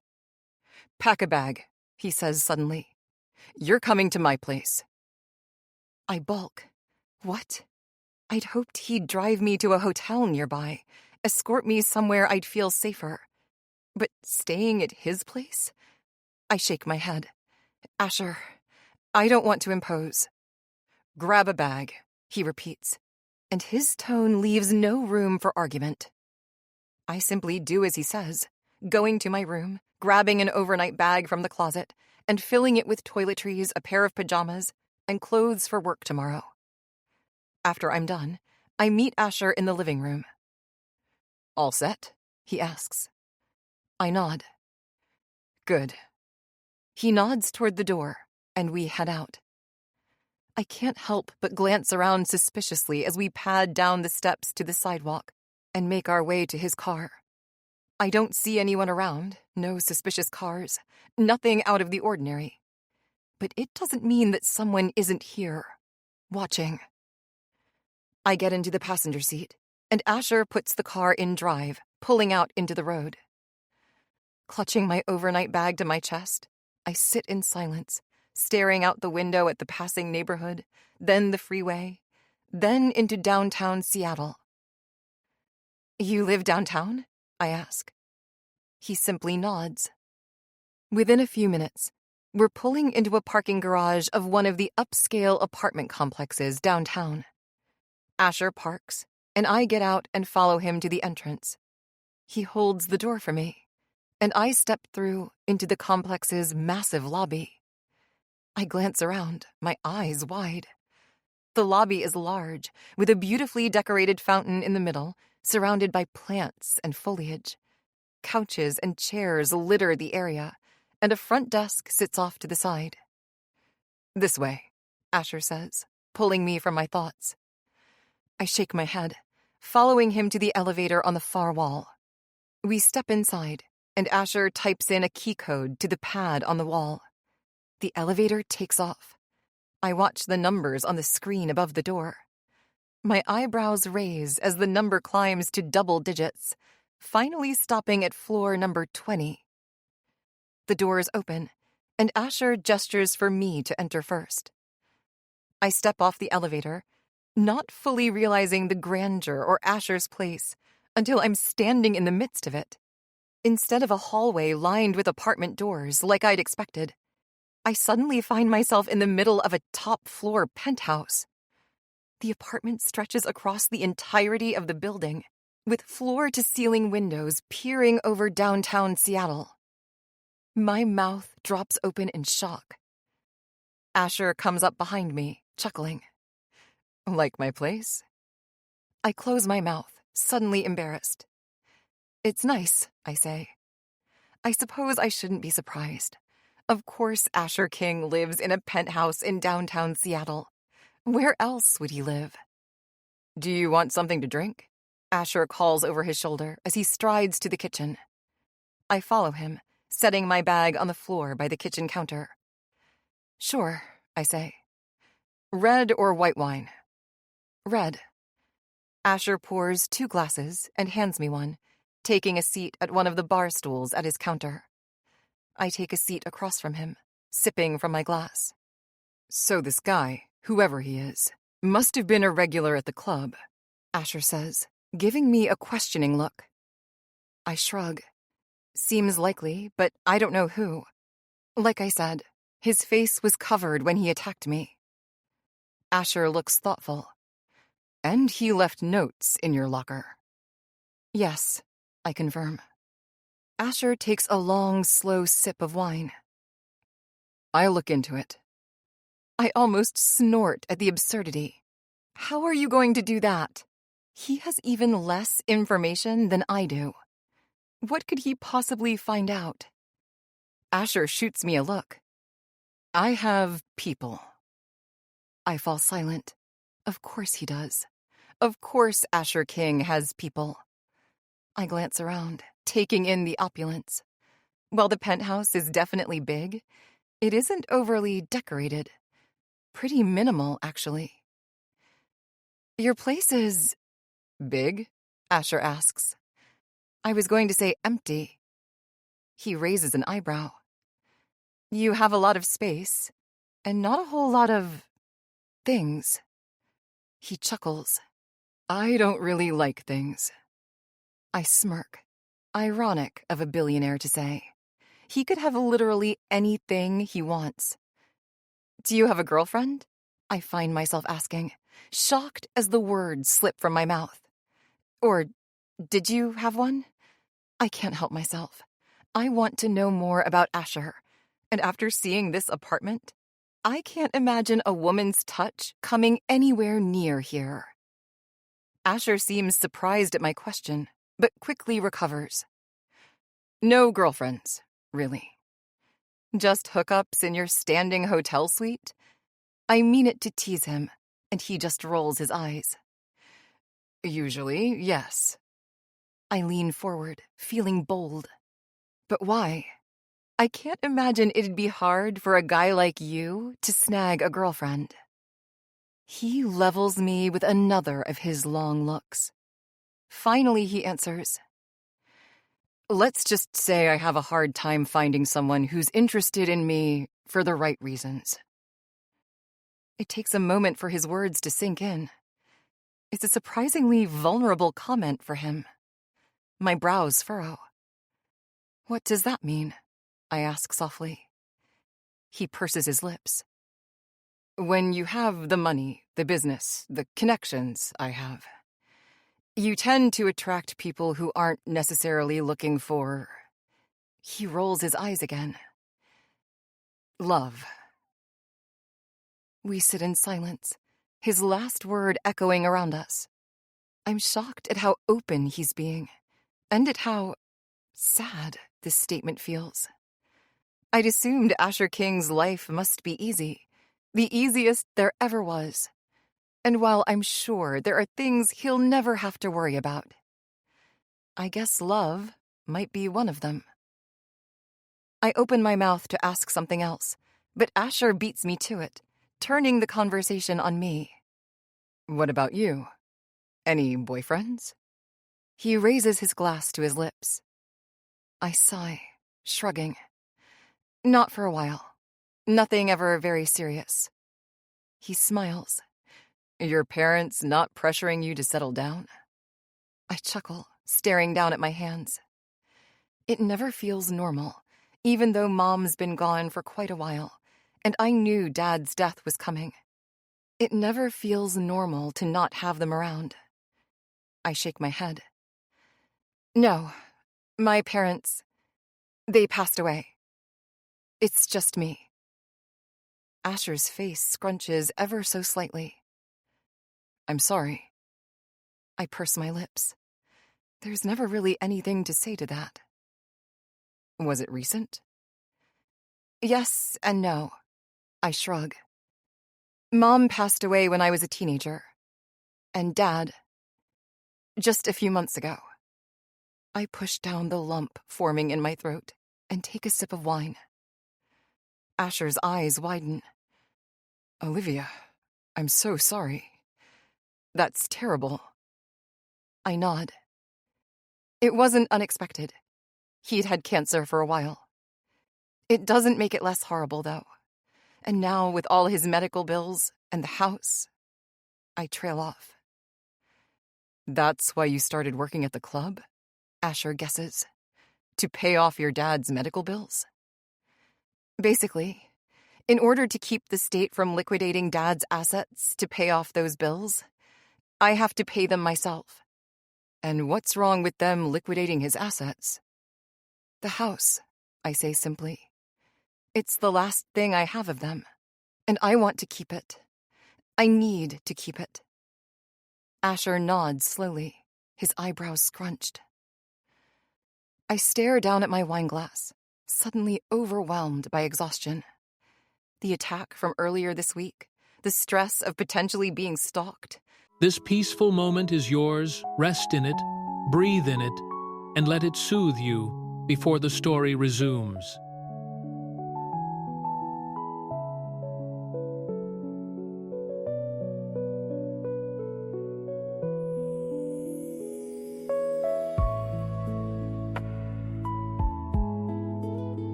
The sexual tension between Asher and I, and the looming prospect of losing my parents' home. It's all too much, and all I want to do is sleep. I glance up. I'm tired, I admit. Is it okay if I take an early night? Asher stands. Of course. He reaches down to grab my bag and leads me to a door off the main hallway. This is my guest bedroom. Make yourself at home. Thank you, I say, stepping inside and turning around to face Asher in the doorframe. Really, Asher, this means a lot. He smiles, and those dimples make a rare appearance. Good night, Olivia. I bid him good night and shut the door. Chapter 15. I ride with Asher into work the next morning. As expected, his guest bed is incredible, and I slept amazingly. He offered me coffee from some expensive-looking espresso machine, and after a few minutes of some awkward small talk, we rode to work. Nobody notices or cares when we walk in together, and I quickly head to my desk to start my day. It's a regular workday at King Tech, handling emails, rearranging schedules, and working on documents. It's busy enough to get my mind off my stalker, but not so busy that I'm overwhelmed. I even find myself relaxed enough to joke around with Ben. When the day comes to a close, though, anxiety settles over me. Realizing that my car obviously isn't here since I'd ridden in with Asher this morning, I decide to ask him to drop me off at my place. I can't continue to mooch off his kindness forever, and it's not like I can just never go home. Taking a deep breath, I grab my stuff and head to his office. Asher looks up when I walk in. I want to finish up this email, then we can head out, he says. I nod, taking a seat while I wait. After a few minutes, he closes his computer, pushes his chair back, and stands. Okay, he says, reaching for his jacket draped over his chair. Ready? I nod, standing. You can just drop me off back at my place, I say. And thank you so much for letting me stay last night. I was just so freaked out. Asher stares at me blankly. Drop you at your place? He finally repeats when I don't elaborate. Yeah. A disgruntled look settles over his features. That's not happening. He brushes past me, striding out the door of his office and down the hall. Startled, I simply follow him. "What?" is all I can think to say. "You're not going back to your place alone," Asher says simply, without turning around. I jog to catch up to him, and we step into the elevator together. "It's not like I can just abandon my apartment," I say with a laugh. "Until we know what's going on with that guy who attacked you and whoever left that note in your door." "Yes, you can," Asher argues. "But don't argue, Olivia," Asher says, seeming exhausted. "My place is plenty big enough for both of us, and you're safe there." He turns to me, and I see genuine concern in his eyes. "Don't fight me on this." I swallow, unable to argue with the logic of his words. "Okay." He nods in approval. The elevator opens to the parking garage, and we make our way to Asher's car. The ride back to his penthouse is silent, as well as the walk into the building and the elevator ride. When we walk into his place, I set my purse and laptop bag on the counter, running my fingers through my hair awkwardly. I sneak a glance at Asher without him noticing. He seems just as tense as I do. I can't help but remember how he'd taken me on his desk back at the office, how he laid me bare and had his way with me. My cheeks heat at just the memory. I glance around the vast apartment, wondering what it would be like for him to fuck me over his couch or the dining room table. Shocked at my own thoughts, I try to push them from my mind. "How does Indian food sound for dinner?" Asher asks me. "I usually order in." I nod. "That sounds great." He places an order on his phone, then shrugs off his jacket, hanging it on a hook in the entryway. "I'm going to change. Make yourself at home. Water, drinks, anything in the fridge is fair game," he says, as he turns down the hallway, heading to the last door and what I assume is his bedroom. I haven't seen it. It's next to the bedroom I'd slept in last night. I take a deep breath, grabbing a glass from a cabinet above the sink and filling it with water. A few moments later, Asher emerges, dressed in a navy blue t-shirt and dark gray sweatpants.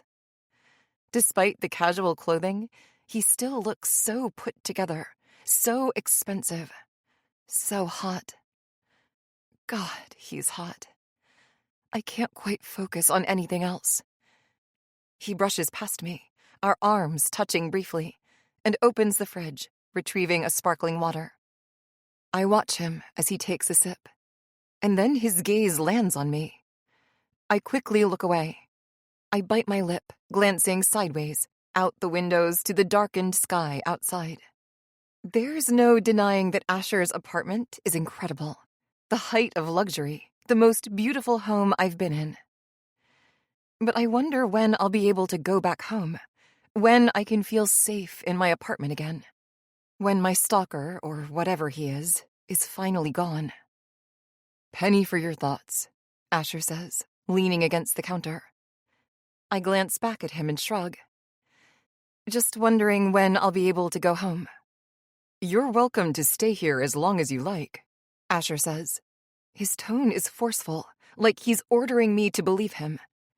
And while I do believe him, something strange settles in the pit of my stomach. I frown, staring down at my glass. "What?" Asher prompts. I start.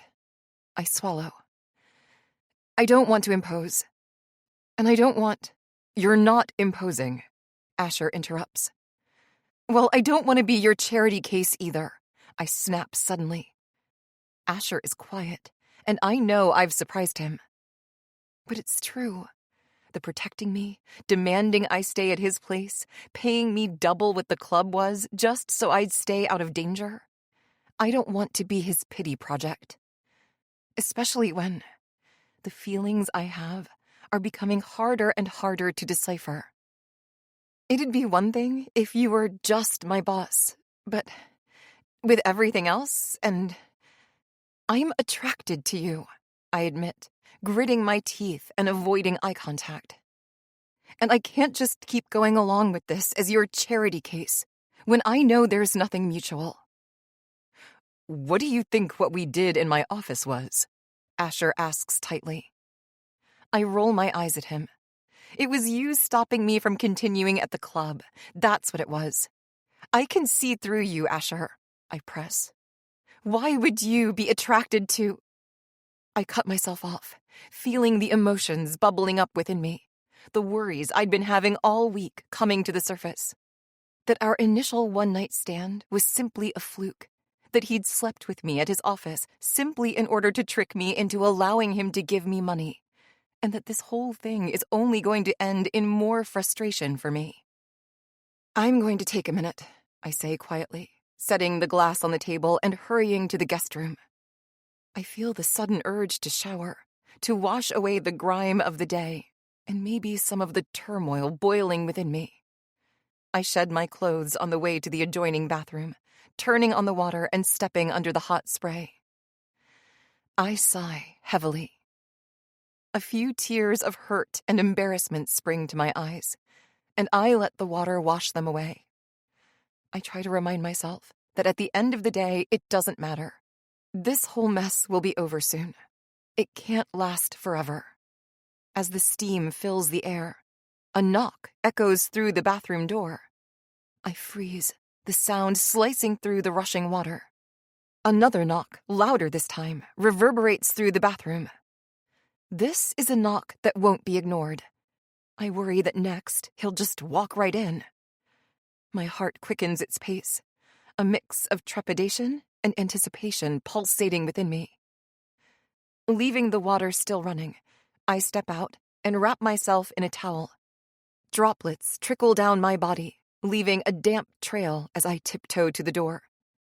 Gripping the handle, I turn it slowly. The door swings open, revealing Asher standing on the other side, that same hardened expression on his face that I've seen countless times. What is he doing here? I cross my arms over my chest. What do you want, Asher? I ask quietly. He pushes the door open and shoves his way inside, startling me a few steps back. The water droplets clinging to my skin begin to cool, sending a shiver down my spine. Asher closes the door behind him, shutting out the outside world and trapping us inside this confined space. He stalks toward me, and I retreat until my back is against the shower curtain, his face barely inches from mine. What makes you think your attraction isn't a mutual feeling? He says softly. My mouth drops open. His gaze runs slowly down my body, across the small towel, barely covering what it needs to. You think I don't fantasize about everything I want to do to you? That I haven't done that since the day you walked into my office? My brow furrows. You're only doing this because I'm some damsel in distress to you. You only had sex with me so you'd have an excuse to stop me from working at the club anymore. I fucked you because I wanted to, Asher states, his voice low. And I'm going to do it again. He grips the bottom of my towel and yanks, pulling it from my grasp and forcing it to fall to the floor. I gasp, suddenly fully naked in front of him. His eyes peruse my body slowly, my chest rising and falling. He reaches out to pull me against him, crushing his mouth against mine. I immediately melt into the kiss, running my fingers through his hair. His hands roam my body as our kiss becomes deeper. They skim my back, my hips, my stomach, then up to my breasts, teasing my nipples until I moan. Fuck, he says as he pulls away, his voice husky. He looks me over again, his gaze lingering on my breasts, where he continues to rub his thumbs over my nipples, hardening them into erect buds. I arch my back, pressing against him, begging for more. He grins slowly, then pulls away, pulling his shirt over his head and stepping out of his sweatpants. He drops his underwear to the floor, freeing his already hard cock. He reaches behind me to slide the curtain over. He steps around me into the still running shower, pulling me with him. The water cascades off his shoulders, down his chest. He spins me around and pulls me back against him, his erection pushed against my ass. His hands roam my body, roughly fondling my breasts and pinching them until I cry out. You know, he whispers into my ear, when you showered this morning, I fantasized about coming in here and fucking you hard against the wall. My breath catches in my throat, and heat pools between my legs. One of his hands leaves my breasts to travel lower, finding my slit and slipping inside of me. I gasp. Feeling your tight pussy around my big cock, he murmurs. I moan in response, bucking my hips against his fingers, needing more. He simply chuckles. Shoving you up against this wall and fucking you until you scream my name. I'm practically panting now. You want that, Olivia? He asks me. I nod. He slowly pulls his finger out of me and slowly thrusts it back in while he fingers my nipple with his other hand. I need you to say it, he says. I nod again. Yes. Tell me what you want. I bite my lip, arching my back and grinding my hips against his hand. I want you to fuck me, Asher, I whimper. Good girl, he whispers in my ear, sending a chill down my spine. Suddenly, he spins me around, then puts his hands on my shoulders, pushing me to my knees before him. I grip his legs to steady myself and not slip. First, I want you to suck my cock, he demands. I'm shocked at his assertiveness, but with his cock barely inches from my face, I find myself obeying. I take it in my hands and slowly slide it into my mouth. I hear him sigh in pleasure. I begin sucking his dick, taking it as far into my mouth as it will go. Asher grabs a fistful of my hair, gently holding my head in place as he starts thrusting in and out. I gag, tears springing to my eyes, but I'm determined to take it. I moan as I let him do what he wants to me, pumping in and out until he decides that he's done. He pulls out, saliva and pre-cum dripping from my chin. Stand up, sweetheart, he instructs, and I do as he says. He spins me back around so that my back is pressed against his chest again. He reaches down to my center, playing with my folds. Is your pussy ready for my big cock, Olivia? I nod, knowing he can feel how wet I've become. Yes, I say. Fuck, he says, while he continues fingering me. I love how wet sucking my dick made you. I bite my lip, almost embarrassed. I don't think I've ever been this turned on in my life, and Asher can definitely tell. He presses his lips against my ear.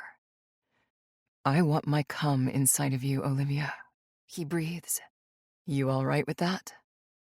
I take in a shuddering breath and nod. Yes, I say. You're on something? He clarifies. I nod again.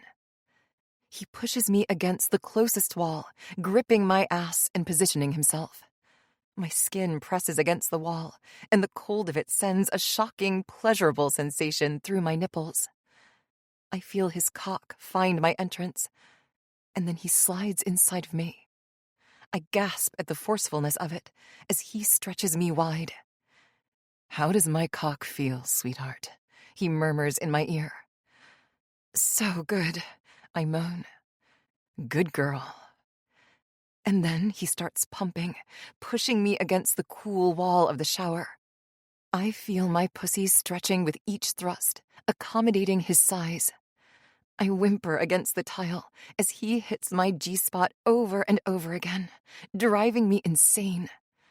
One of his hands slides between my body and the tile, finding my clit and rubbing slow circles. I cry out, unable to do anything but take what he gives me as I'm held against the wall.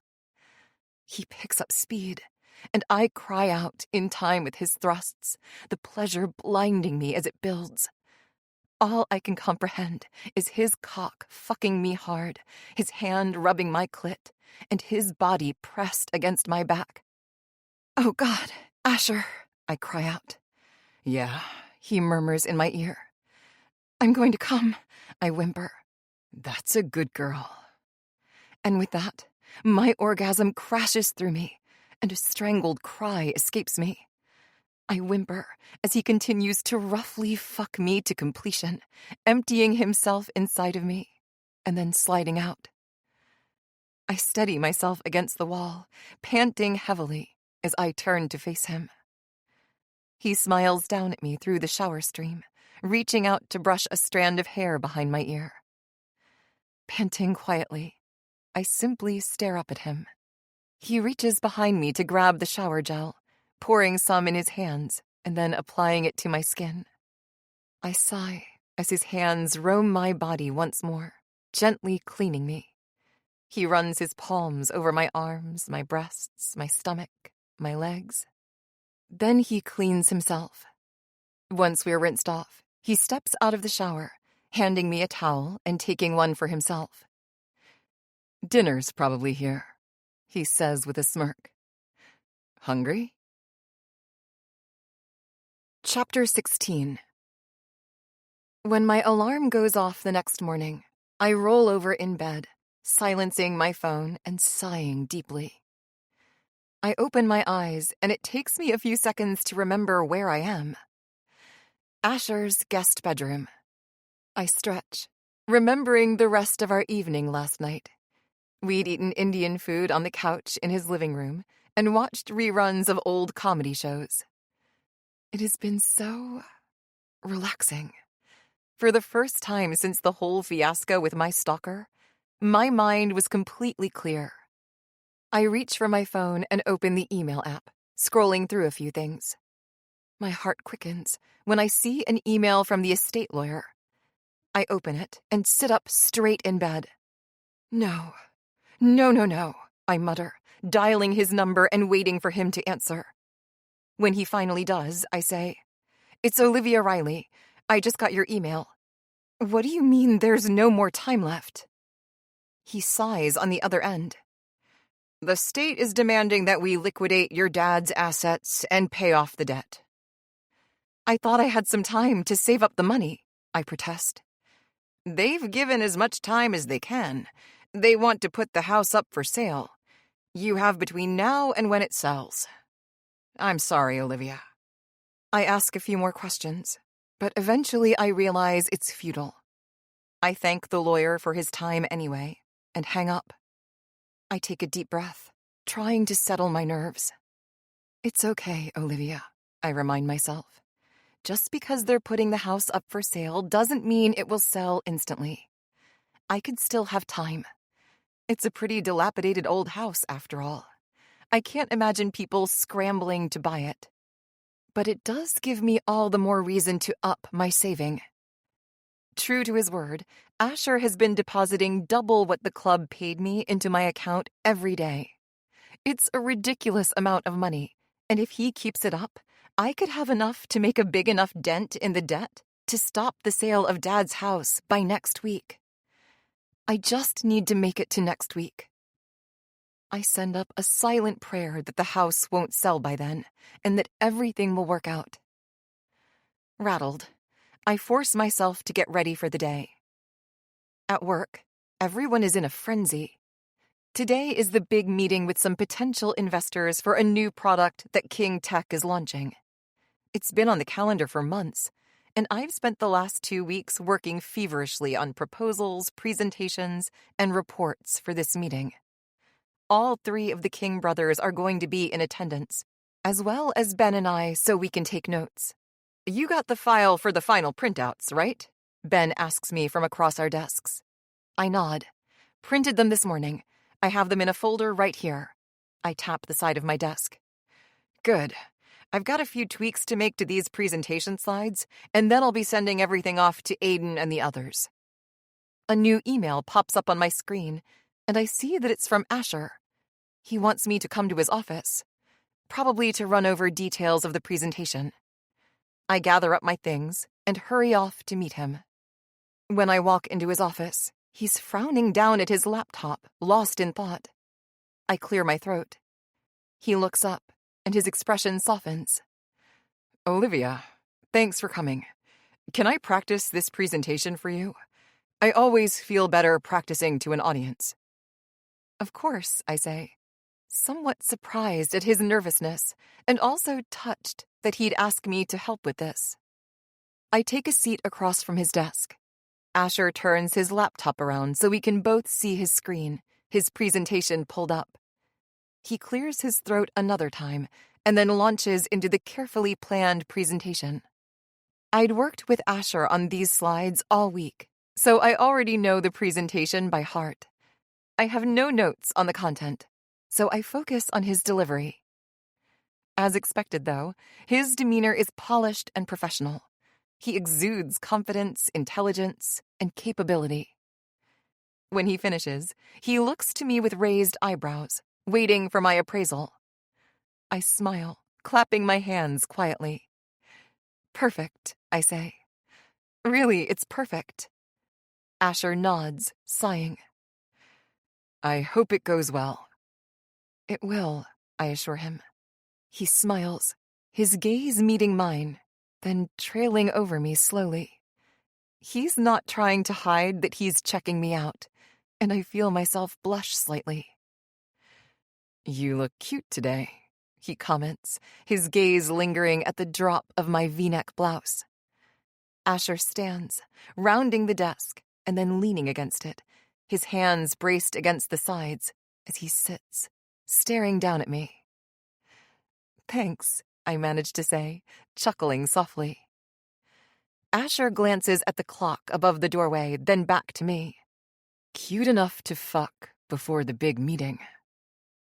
Now I'm fully blushing.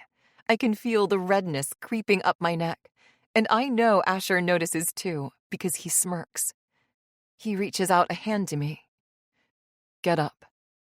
I do, and he takes my hand and spins me around, pulling me back against him. He widens his legs, and I settle between them, my back pressed against his chest. He leans down to brush a soft kiss along my neck, and my body shivers in response. Does my good little assistant want to get fucked by her boss? Asher breathes into my ear. Heat pools at my center, and I take in a shuddering breath. Yes, I say softly. I do.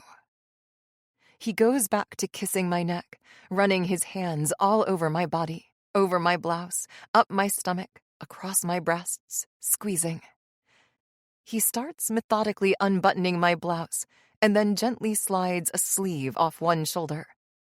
He grabs the cup of my bra, pulling it down and exposing my breast. He flicks my nipple a few times and then gently runs his thumb over it. I moan, clutching his legs on either side of me. He pushes the other side of my blouse off my shoulder, yanking the rest of my bra down, fully exposing me to the room. He grasps both of my breasts roughly in his hands, massaging them. Then he takes a hand and travels lower, hiking up my skirt and finding my center. I gasp as he pushes my panties aside and roughly inserts a finger inside me. You're so wet, he comments, to which I simply whimper. He slowly starts pumping his finger in and out of me, and I moan softly, leaning my head back against his chest. That's a good girl, he praises, and it just makes me wetter. My sweet little assistant whimpering like a little slut while I finger fuck her. My mouth parts in shock at his dirty words, but they just turn me on more. I find myself bucking my hips against his hand, in time with his thrusts. I moan, feeling the pleasure building inside of me. I'm so close. But just as I'm about to go over the edge, Asher pulls his fingers away. My orgasm taken abruptly away. I cry out softly. Asher chuckles. I want to come in your tight pussy, he says in my ear. Bend over the desk. He stands, pushing me up with him. He gently coaxes me toward the desk, pushing my back until I'm leaning over it. I feel him grasp the bottom of my skirt, hiking it up until it's over my ass. Then he grabs my panties and slowly slides them down my legs. The rush of cold air against my center sends a flush of embarrassment through me. Widen your legs a bit, sweetheart, Asher orders, and I do as he says. I hear him unbuckling his belt and unzipping his pants, and then I feel him at my entrance, and he slowly slides into me. A deep sigh escapes me as I'm filled. I grip the desk, moaning softly. I whimper as he begins thrusting in and out of me. I cry out as his cock hits my sweet spot over and over again, my pleasure building like before. I feel his hand slide between the desk and the skin of my stomach, venturing lower until he finds my clit. He starts rubbing slow, soft circles around it, and I frantically buck my hips in response. Be my good assistant and take it, Asher whispers. I nod, whimpering. He picks up speed, both in thrusting and in rubbing my clit. I cry out in time with his thrusts, stars dancing before my eyes. Pressure is building in my lower stomach, and I'm clinging to the desk for dear life. Be a good girl and come for me, Olivia, Asher orders. And I do. I crash over the edge with a strangled cry, hoping that no one in the office can hear me. Asher pumps in and out of me a few more times before finishing as well, emptying himself inside of me. He steps back, leaving me splayed over the desk as the waves of my orgasm crash through me. I stand, hurriedly adjusting my clothing. When I glance up at Asher's face, he's flushed and smiling. He reaches out to brush a strand of hair behind my ear, and my stomach flutters. Ready for that meeting? He asks. I laugh, nodding. Chapter 17. Ben stands from his desk, grabbing my attention. The potential investors are here. Let's go greet them and escort them to the conference room, he says, beckoning me to follow him.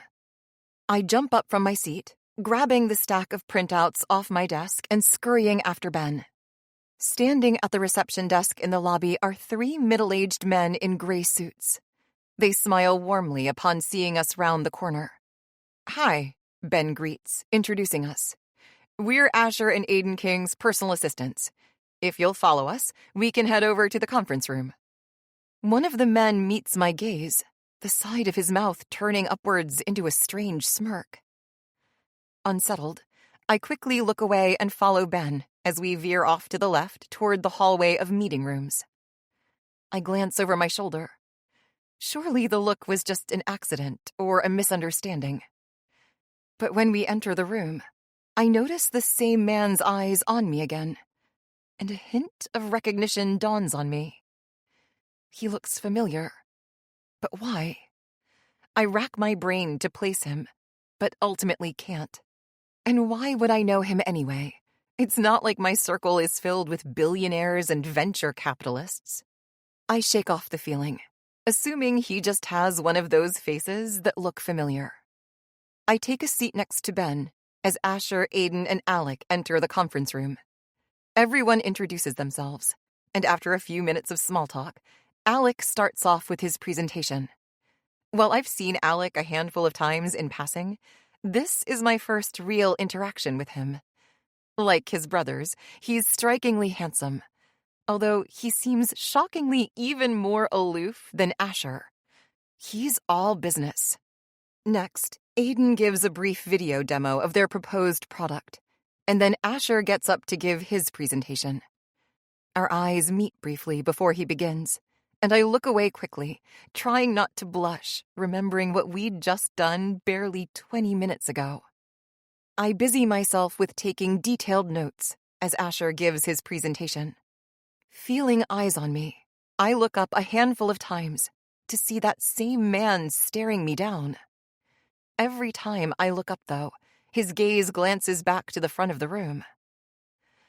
Uncomfortable, I shift in my seat, trying to ignore him. When Asher finishes his presentation, there's a few moments of discussion until he suggests a break and that we all reconvene in about 15 minutes. I stand and exit the conference room, taking the time to use the restroom, and then go to the break room for a cup of coffee. I pass Ben on my way in, seeing he had the same idea. "Coffee run?" I ask with a laugh.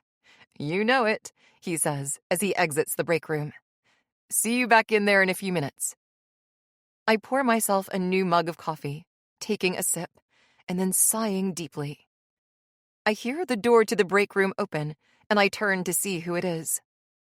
My stomach tightens when I see one of the potential investors, the one who'd been giving me weird looks all afternoon. I shoot him a tight-lipped smile, making to move around him and exit the break room. But just as I take a step, he moves in front of me, blocking my way. I frown, confused, meeting his gaze. And just then, it hits me, where I know him from. The Gentlemen's Club.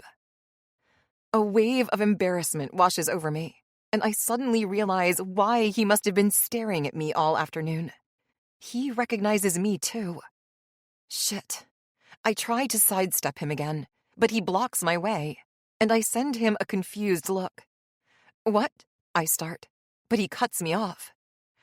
"I've missed you," he says in a low voice, and it sends a horrible chill down my spine. "Why haven't you been working at the club this last week?" I swallow, taking a small step back. "I don't know what you're talking about." He smiles slowly. "Come on. You remember me, don't you? I always left you the best tips. And those notes." Dread settles in the pit of my stomach, and my eyes widen. The notes. Oh my God. I rack my brain, and vague memories of this man come back to me. How he'd reached out to touch my back, his fingers always lingering too long. Sure, he'd left good tips, but so did many of the guys. And the notes. He was the one leaving notes in my locker. The one who left a note at my apartment. The man who'd attacked me in the parking lot. "Did you," I stammer, "try to kidnap me?" I take a step backward, and he follows me. "Kidnap is a strong word," he says in a placating tone. "What the fuck do you want?" I say, taking another step back. He follows me. "I've just missed you, that's all." I bump up against the wall, and the man takes another impossibly closer step. Panic settles in my stomach, and every nerve is on fire. "Had I known you were also in the business of being a personal assistant, I'd have hired you as my own." He reaches out, his hand nearing my face, but I push it away. His gaze darkens. "Don't make this difficult like last time," he says, his voice low. He reaches out to touch my waist, pinning me against the wall. "I could easily get you fired here." My skin crawls from his touch, and I try to push him away, but his grip remains steady.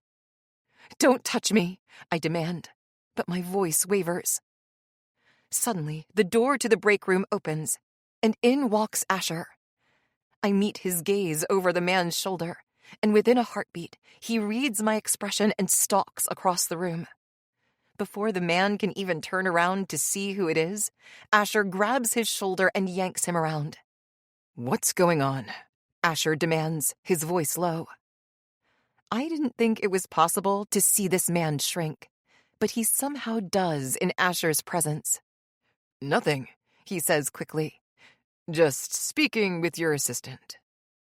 Asher glances to me, to my obviously rattled expression. "Looks like a bit more than speaking," he snaps, letting go of the man's shoulder with a shove. He staggers back a step. The man straightens, adjusting his suit jacket. "Everything is fine," he assures Asher. I'll see you back in the conference room.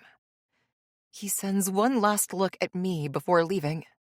As the door shuts behind him, Asher turns to me, grabbing my shoulders and taking me in. Are you okay? He asks, a crease forming between his brows. What happened? I take in a shuddering breath. It's him, I say. His eyes widen. What? I bite back a sob. It's him, the one who's been leaving me notes, who attacked me at the club. I wrap my arms around my stomach, suddenly overwhelmed with what's just happened. You're sure? Asher asks, looking into my eyes. I nod. He admitted it, and I recognized him from the club. He was there almost every night I worked. Asher's jaw sets, and a hardened expression washes over his face. Wait here, he says, turning, but I stop him, grabbing his wrist. Where are you going? I ask. To tell that piece of shit to leave my building and never set foot here again, he says. No, Asher. All your work, your presentation, the investors you need. I can't let you risk. There are other investors, Olivia, he says firmly. 2 of them are sitting in the conference room with Aiden and Alec right now. But this one? He's a piece of shit who needs to be put in his place. And with that, he storms out of the break room. I follow him, but he's much faster than me, and he reaches the meeting room before I do. Through the glass, I see him politely ask to speak with the man outside, to which he obliges. Alec and Aiden look somewhat confused, but continue the meeting with them. Once outside the room, Asher motions for the man to follow him, and they walk down the hallway, toward the lobby. I glance back at the conference room, and Ben meets my gaze through the glass, shooting me a questioning look. I simply shrug, knowing I can't convey anything else with simply a look. And then I hear it, shouting. Not necessarily loud, but definitely stern. I look down the hallway to see Asher towering over the man, spitting words in his face I can barely make out. Then he grabs him by the collar and shoves him through the lobby to the elevator doors. He pushes him inside with another loud expletive, and the doors close. I see Asher run a hand through his hair, calming himself, and then he turns to the receptionist, who looks just as rattled as I feel, and speaks to her in a low voice. I pad down the hallway and step into the lobby, watching Asher as he finishes up his conversation. When he sees me, his expression softens, and then my entire demeanor falls apart. Tears stream down my face, and a sob escapes my throat. I'm sorry, I say quietly, but Asher stops me, spanning the distance between us and wrapping me into a hug. My hands pressed against my face, I lean against his chest and cry. His hand strokes my hair, and I can barely make out his comforting words through my own tears. We're going to the police station today, he says softly, and we're filing a report and getting you a restraining order. I know everything we need to know about him, and I have ways of making sure he never comes within a fucking mile of you ever again. And he knows that. I nod against his chest, my tears subsiding. What about your new meeting, your new product, everything? Asher shakes his head. It doesn't matter. There are 2 other investors in there with Aiden and Alec, and even if they don't decide to join, it doesn't matter. It's not going to make or break us.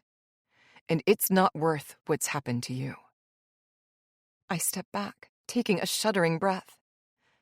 Asher looks down at me, eyes full of compassion. It's over, Olivia. I promise. And with the surety in his tone, I believe him. Chapter 18. Once I've had a little while to calm down, Asher drives me to the downtown police station, where we file a report for what happened in the Gentlemen's Club parking lot, as well as a restraining order against Michael Harrison. Even though it feels somewhat pointless, Asher assures me that the police will look into the incident, and that Asher personally warned Michael about what would happen if he tried to reach out to me again. The connections I have should scare him more than the police, he says. Still rattled by the events of the day, Asher insists I stay with him one more night and that he'll drive me back to my place tomorrow morning, Saturday. I give in, under no condition to argue with him. We spend the night eating Chinese takeout and watching TV, curled up on the couch together. Not many words are spoken between us, but when I finally go to bed, I find myself missing the warmth of his touch. Asher drives me home the next morning, and after a quick hug on my doorstep, I'm left alone with my thoughts. I spend the weekend processing the series of events, trying to come to terms with it, and fully relax after everything that's happened.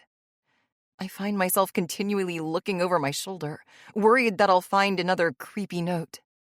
But I believe Asher when he said it was over, and I believe that whatever threat he leveled against Michael Harrison, he'll pull through on it if necessary. And Michael Harrison knows it too. I meet up with Courtney Saturday night for dinner and tell her about everything that's happened. She vows to tell her boss about Harrison and get him banned from the club. And she apologizes that I had to go through this. When Monday rolls around, I finally feel ready to face work again, even if I've still been feeling a bit guilty about how that meeting went. Asher continues to assure me that it's fine, and that one of the other men in the meeting was impressed and might end up joining as an investor. So all went well. I can't help but notice, though, the change in Asher's behavior around me. He's stiffer, colder. At first, I brush it off. But as the days go by, it's harder and harder to ignore. Our banter, the friendship we'd been gradually creating, seems gone. Now he's simply back to being my boss. Which I realize is what he is. I feel almost stupid for wishing for more, for thinking of the moments we shared, the way he'd held me in his arms when I'd cried, or how we'd cuddled on the couch. I feel almost crazy. Did I completely imagine something that wasn't there? I knew our relationship was taboo, surely, but I thought that things were developing. I'd certainly started to develop feelings, but I guess he hadn't felt the same way. That reality hits me like a punch to the chest, and each day of the work week continues to cement my thoughts. It was never going to be anything more than what it was. I was delusional to think otherwise. On Friday, I impatiently wait for the day to be over, excited to go home and spend the weekend away from Asher and away from my conflicted feelings. It's almost the end of the day, and I'm just finishing up a few emails. When I see one come in from the estate lawyer, I get that familiar pit in my stomach. Lately, all he ever contacts me about is terrible news.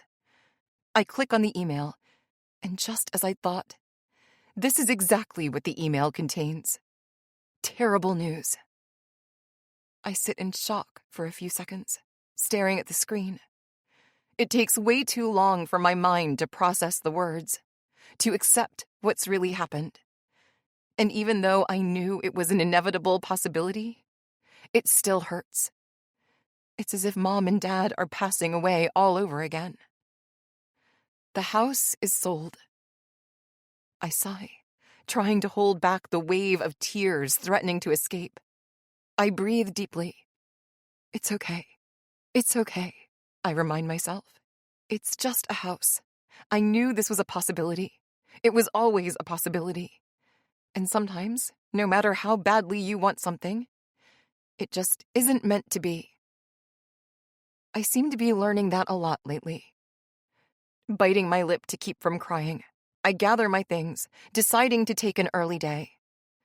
It's 4:30, early enough to head home. The day has been slow anyway, but right before I'm about to shut my laptop, an email from Asher appears on my screen. Annoyance sparks through me. He wants me to meet with him before I head home. I hurry to his office, ready to get this meeting over with. When I enter the room, he looks up. "Olivia," he greets. I nod, giving a tight-lipped smile. I take a seat at his desk and wait for him to tell me why I'm here. He leans forward, resting his elbows on the desk. "I just wanted to ask how you've been this week," he says. "Have you had any contact with—" I shake my head. "No, nothing. No notes, nothing creepy." Asher nods. "Good. Please tell me if that changes." "I will," I assure him. There's a long pause. What used to be taken up with playful banter, warm smiles, and small talk is now an empty pall hanging in the air. "Is that everything?" I finally ask, feeling at my breaking point. After the news from my lawyer, I just need to get home and have a good cry. Meeting with Asher is more than I can take right now. Asher's jaw sets. "Yes," he finally admits. I stand, turning to leave, when he stops me. "Olivia," he says. I turn around. "Is everything okay?" I stare at him for a moment, frustrated. Frustrated that I've felt like a yo-yo on a string, my emotions toyed with. That this entire month has been an absolute shit show. That my goal of keeping my parents home has fallen through my fingertips. Everything has fallen apart, and I'm about to as well. I swallow, holding back tears. "Everything is fine," I say quietly.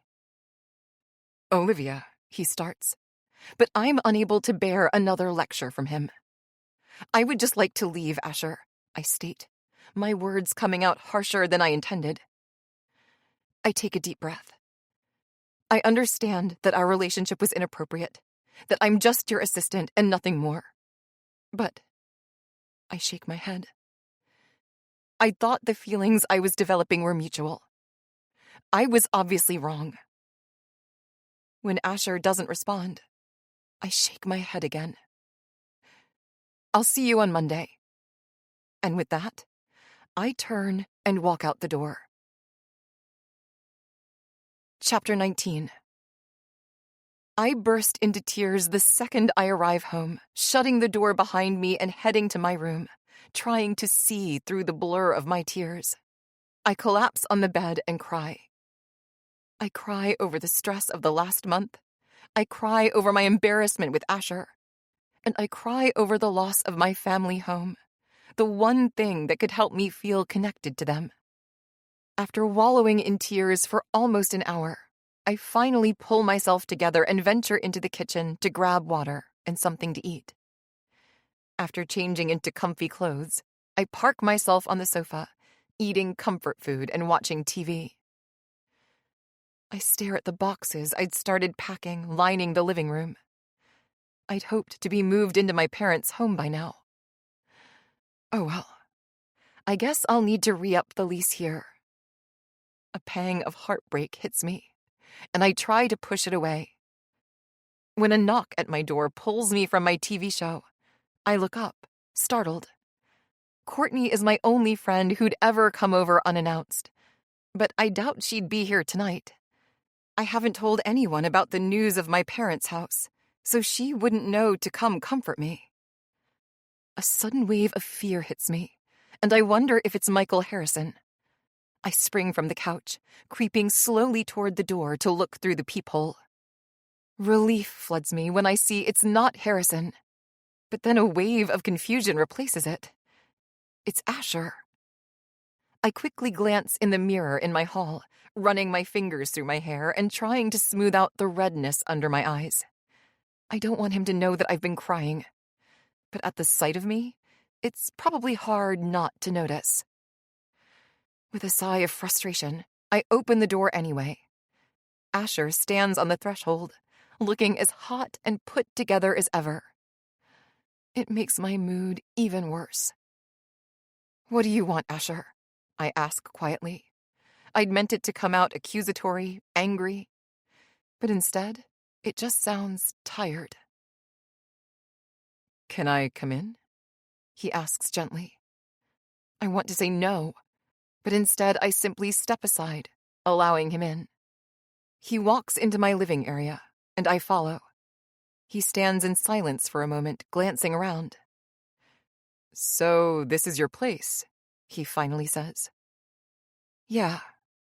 I cross my arms over my chest, almost as if hugging myself.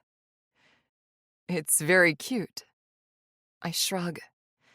"It's not a penthouse." He turns to me, an unreadable expression on his face. "Olivia, I felt like we needed to talk." Exhausted, I reply. "About what?" "About." Asher takes a deep breath, suddenly uncomfortable. "About what you said in my office before you left." He glances up to meet my gaze, seemingly hoping for some sort of response. But I have none to give. "You'd mentioned feelings," he says. I roll my eyes, frustrated. "What do you want, Asher? To come to my home and rub it in my face that allowing myself to develop feelings was stupid? I already know that." Asher is shaking his head. "No, you don't have to placate me. I'll get over it. I will. You had fun fucking your assistant, and now it's over. It's just that this week has been absolute shit, and I need time to process everything." I rub my temples, holding back tears. I spin, unwilling to let Asher see me cry, but he grabs my hand, pulling me back around. "Is that what you think?" he asks desperately, his expression crestfallen. I glare back at him. "What else would I think, after you've ignored me all week?" He stares at me, his mouth partway open, seeming lost for words. Finally, he says, "Olivia." He shakes his head. "That's not the case at all." "Then what is it?" I demand. He stares back at me, biting his lip. His fingers tighten around my hand. I thought, I was worried I'd taken advantage of the situation, and that you'd feel used," he finally admits. "I felt bad. I didn't want you to feel like what we did was somehow expected now." My eyes widen. "You were worried I'd feel pressured?" I repeat. "Olivia," he says again, "you have it all wrong." I look up, meeting his gaze questioningly. "Whatever feelings you were having, I can promise I was having them too. If not more so." He sets his jaw, seeming uncomfortable. I never thought." He trails off, taking another deep breath. "I've never allowed myself to develop feelings like this before. I always stop myself, never allow myself to trust. And then you walked into my life." I stare at him, taking it all in. What is he saying? "You walked into my life, and at first I thought we'd just have some fun. And then you meant more and more to me, and I was unable to deny my feelings any longer." "Then what happened this last week?" I interject. Asher nods. He takes a moment to gather his thoughts, and then continues. "Just like you'd said earlier in my office, our relationship is taboo. I'm your boss, and I didn't want you to feel like there was any obligation. I didn't know where your feelings were, and I didn't want you to feel trapped in a situation that you might not have wanted." His words hang in the air around us, slowly sinking in. He feels the same. He feels the same. As terrible as this day has been, a spark of happiness ignites within me. Asher feels the same. Asher cares about me. I hadn't made it all up in my head. Asher reaches for me again. He runs his hand from my shoulder down to my hand, taking it in his. You are unlike anyone I've ever known. Made me feel things I never thought I would, he admits. I want you, Olivia. His other hand reaches out to gently squeeze my arm. I want all of you. In my bed, in my heart, in my life. All of you. A smile spreads across my face, and I can't stop it. You do? I repeat. He nods. Do you? Yes, I say, nodding. Yes, yes. Asher grins wider than I've ever seen, dimples on either cheek. Then his expression changes, as if just remembering something. He spins around, grabbing his leather shoulder bag from the kitchen counter where he'd put it when walking in. I have something for you. He unzips his bag and pulls out a stack of papers stapled together. He turns back around to face me, holding the papers in his hands. After a heartbeat, he hands it to me. This is for you. I stare down at the papers in his hands, gingerly taking them from him. What is this? I ask, shooting him a questioning look. I stare down at the papers, confused. Then my gaze lands on something familiar, something to hold on to. An address. An address I've known my whole life. My parents' home. My eyes widen, and my heart practically stops. Asher. What is this? I ask, continuing to leaf through the papers, my mind refusing to accept what I have in front of me. It's what it looks like, he says with a smile. It's the deed to your parents' house. My parents' house, I repeat. And it's yours. I stand in silence for a moment, letting everything sink in. You're the buyer, I finally put together. You bought the house. For me.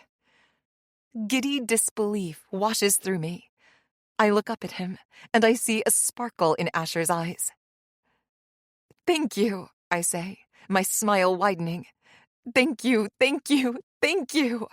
I throw my arms around him, hugging him tightly. He chuckles in surprise, hugging me back. Anything for you, he whispers in my ear. And then his mouth is on mine, devouring me within a second. I pull him tighter against me while his arms wrap around my waist. Fire ignites deep in my stomach, my body pressed against his. All I want is him, all of him, all over me, inside me. And he seems to want the same. At that, he grins, taking a small step back to look me up and down. Then he takes my hand and pulls me down the hallway, finding my bedroom. Once inside, he pulls me back against him, trailing kisses along my neck, down my collarbone. He slowly begins to kiss my neck, leaving a trail of kisses as he travels lower. He tugs my t-shirt up and over my head, and a rush of cool air hits my skin. He reaches behind me to unclasp my bra, letting it fall to the floor. His hands run across my stomach, up over my breasts, gently squeezing. I exhale. He takes both thumbs, running them over my nipples until they harden. He moves lower to my sweatpants, pulling them down and helping me step out of them. Naked except for my underwear, I decide it's Asher's turn, unbuttoning his shirt and unzipping his pants, until we're both standing in practically nothing. Even with his underwear on, I can see how hard he is, how big he is. He pushes me back against the bed, crawling atop me, kneading my breasts as he kisses me deeply. I moan into his mouth. He trails kisses up my stomach, across my breasts, and to my neck. God, he murmurs. You're perfect. I dig my nails into his back, pulling him closer, wanting him inside me. What is he waiting for? I want him, need him. He runs a thumb over my nipple, eliciting a soft moan from me. He leans down to take my other breast in his mouth, running his tongue in circles until my nipple is tight and erect. I arch my back, begging for more. His tongue flicks my nipple, and I clamp a hand over my mouth to silence my moans. He trails kisses across my breasts, then down my stomach, slowly. Then he parts my legs, kissing from my knee up my inner thigh. My breath quickens in anticipation. I can barely believe what's happening. Asher is here in my apartment. And he wants me. Not just for tonight, not just for fun. But he wants me. All of me. Asher looks up, and his gaze meets mine as he lowers his face, licking slowly along my slit. I arch my back and moan quietly. He reaches my clit, slowly flicking his tongue back and forth across my bud. I grit my teeth, holding in the cries I want desperately to release. He speeds up, his fingers digging into the flesh of my thighs, holding me open. I pant in desperation, bucking my hips. I reach down to grasp his hair, running my fingers along his scalp. One of his hands leaves my thigh, traveling downward until it reaches my center. He slides a finger inside me, then two. He pumps in and out of me slowly, gradually speeding up. I moan in time with his thrusts, unable to stay quiet now. Suddenly he stops, and I look down at him in desperation. He grins, crawling back up the bed, over top of me. He reaches up to caress my face, our faces inches apart, our eyes locked. And then he enters me. My mouth opens in a perfect O at the sensation, still lost in his eyes. Fuck, he says quietly, and he thrusts slowly, raising his head again so he can meet my gaze. I moan softly as his cock hits my G-spot over and over again, softly, slowly. He leans down to capture my mouth with his. He thrusts faster now, harder. I cry out softly, unable to stop myself. Asher kisses my neck, behind my ear. You feel so good, he breathes. Perfect. I moan louder as he thrusts faster. You're so perfect, Olivia. He runs a thumb over one of my nipples, back and forth, back and forth. I writhe beneath him as the pressure within me builds. Oh, God, I cry quietly. Yeah, he says softly. Oh, God, Asher, I moan. He moans deeply in response. Fuck, I love when you say my name like that. His hand leaves my nipple and travels down, farther and farther, finding my clit and rubbing soft circles. I can't help myself this time. I shriek in pleasure.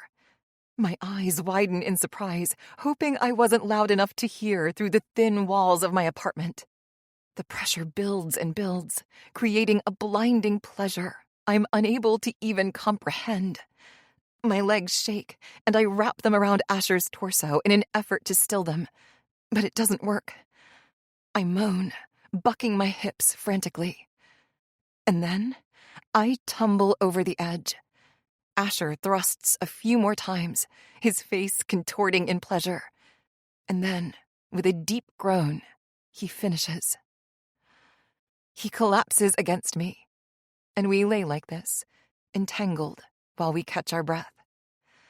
Waves crash through me, my legs shaking, my breath shuddering. Finally, Asher presses a soft kiss to my cheek. Tomorrow night, he whispers into my ear. First real date. You up for it? I smile, leaning my head against his. Anything for you, Mr. King. This concludes The Billionaire's Assistant by Penelope Ryan, narrated by Amelia Hugh. Copyright 2023 by Penelope Ryan. This unabridged audiobook is published by arrangement with Penelope Ryan and was produced in the year 2026 by Tantor Media Incorporated, a division of Recorded Books, which holds the copyright thereto. Please visit tantor.com for more information on our growing library of unabridged audiobooks.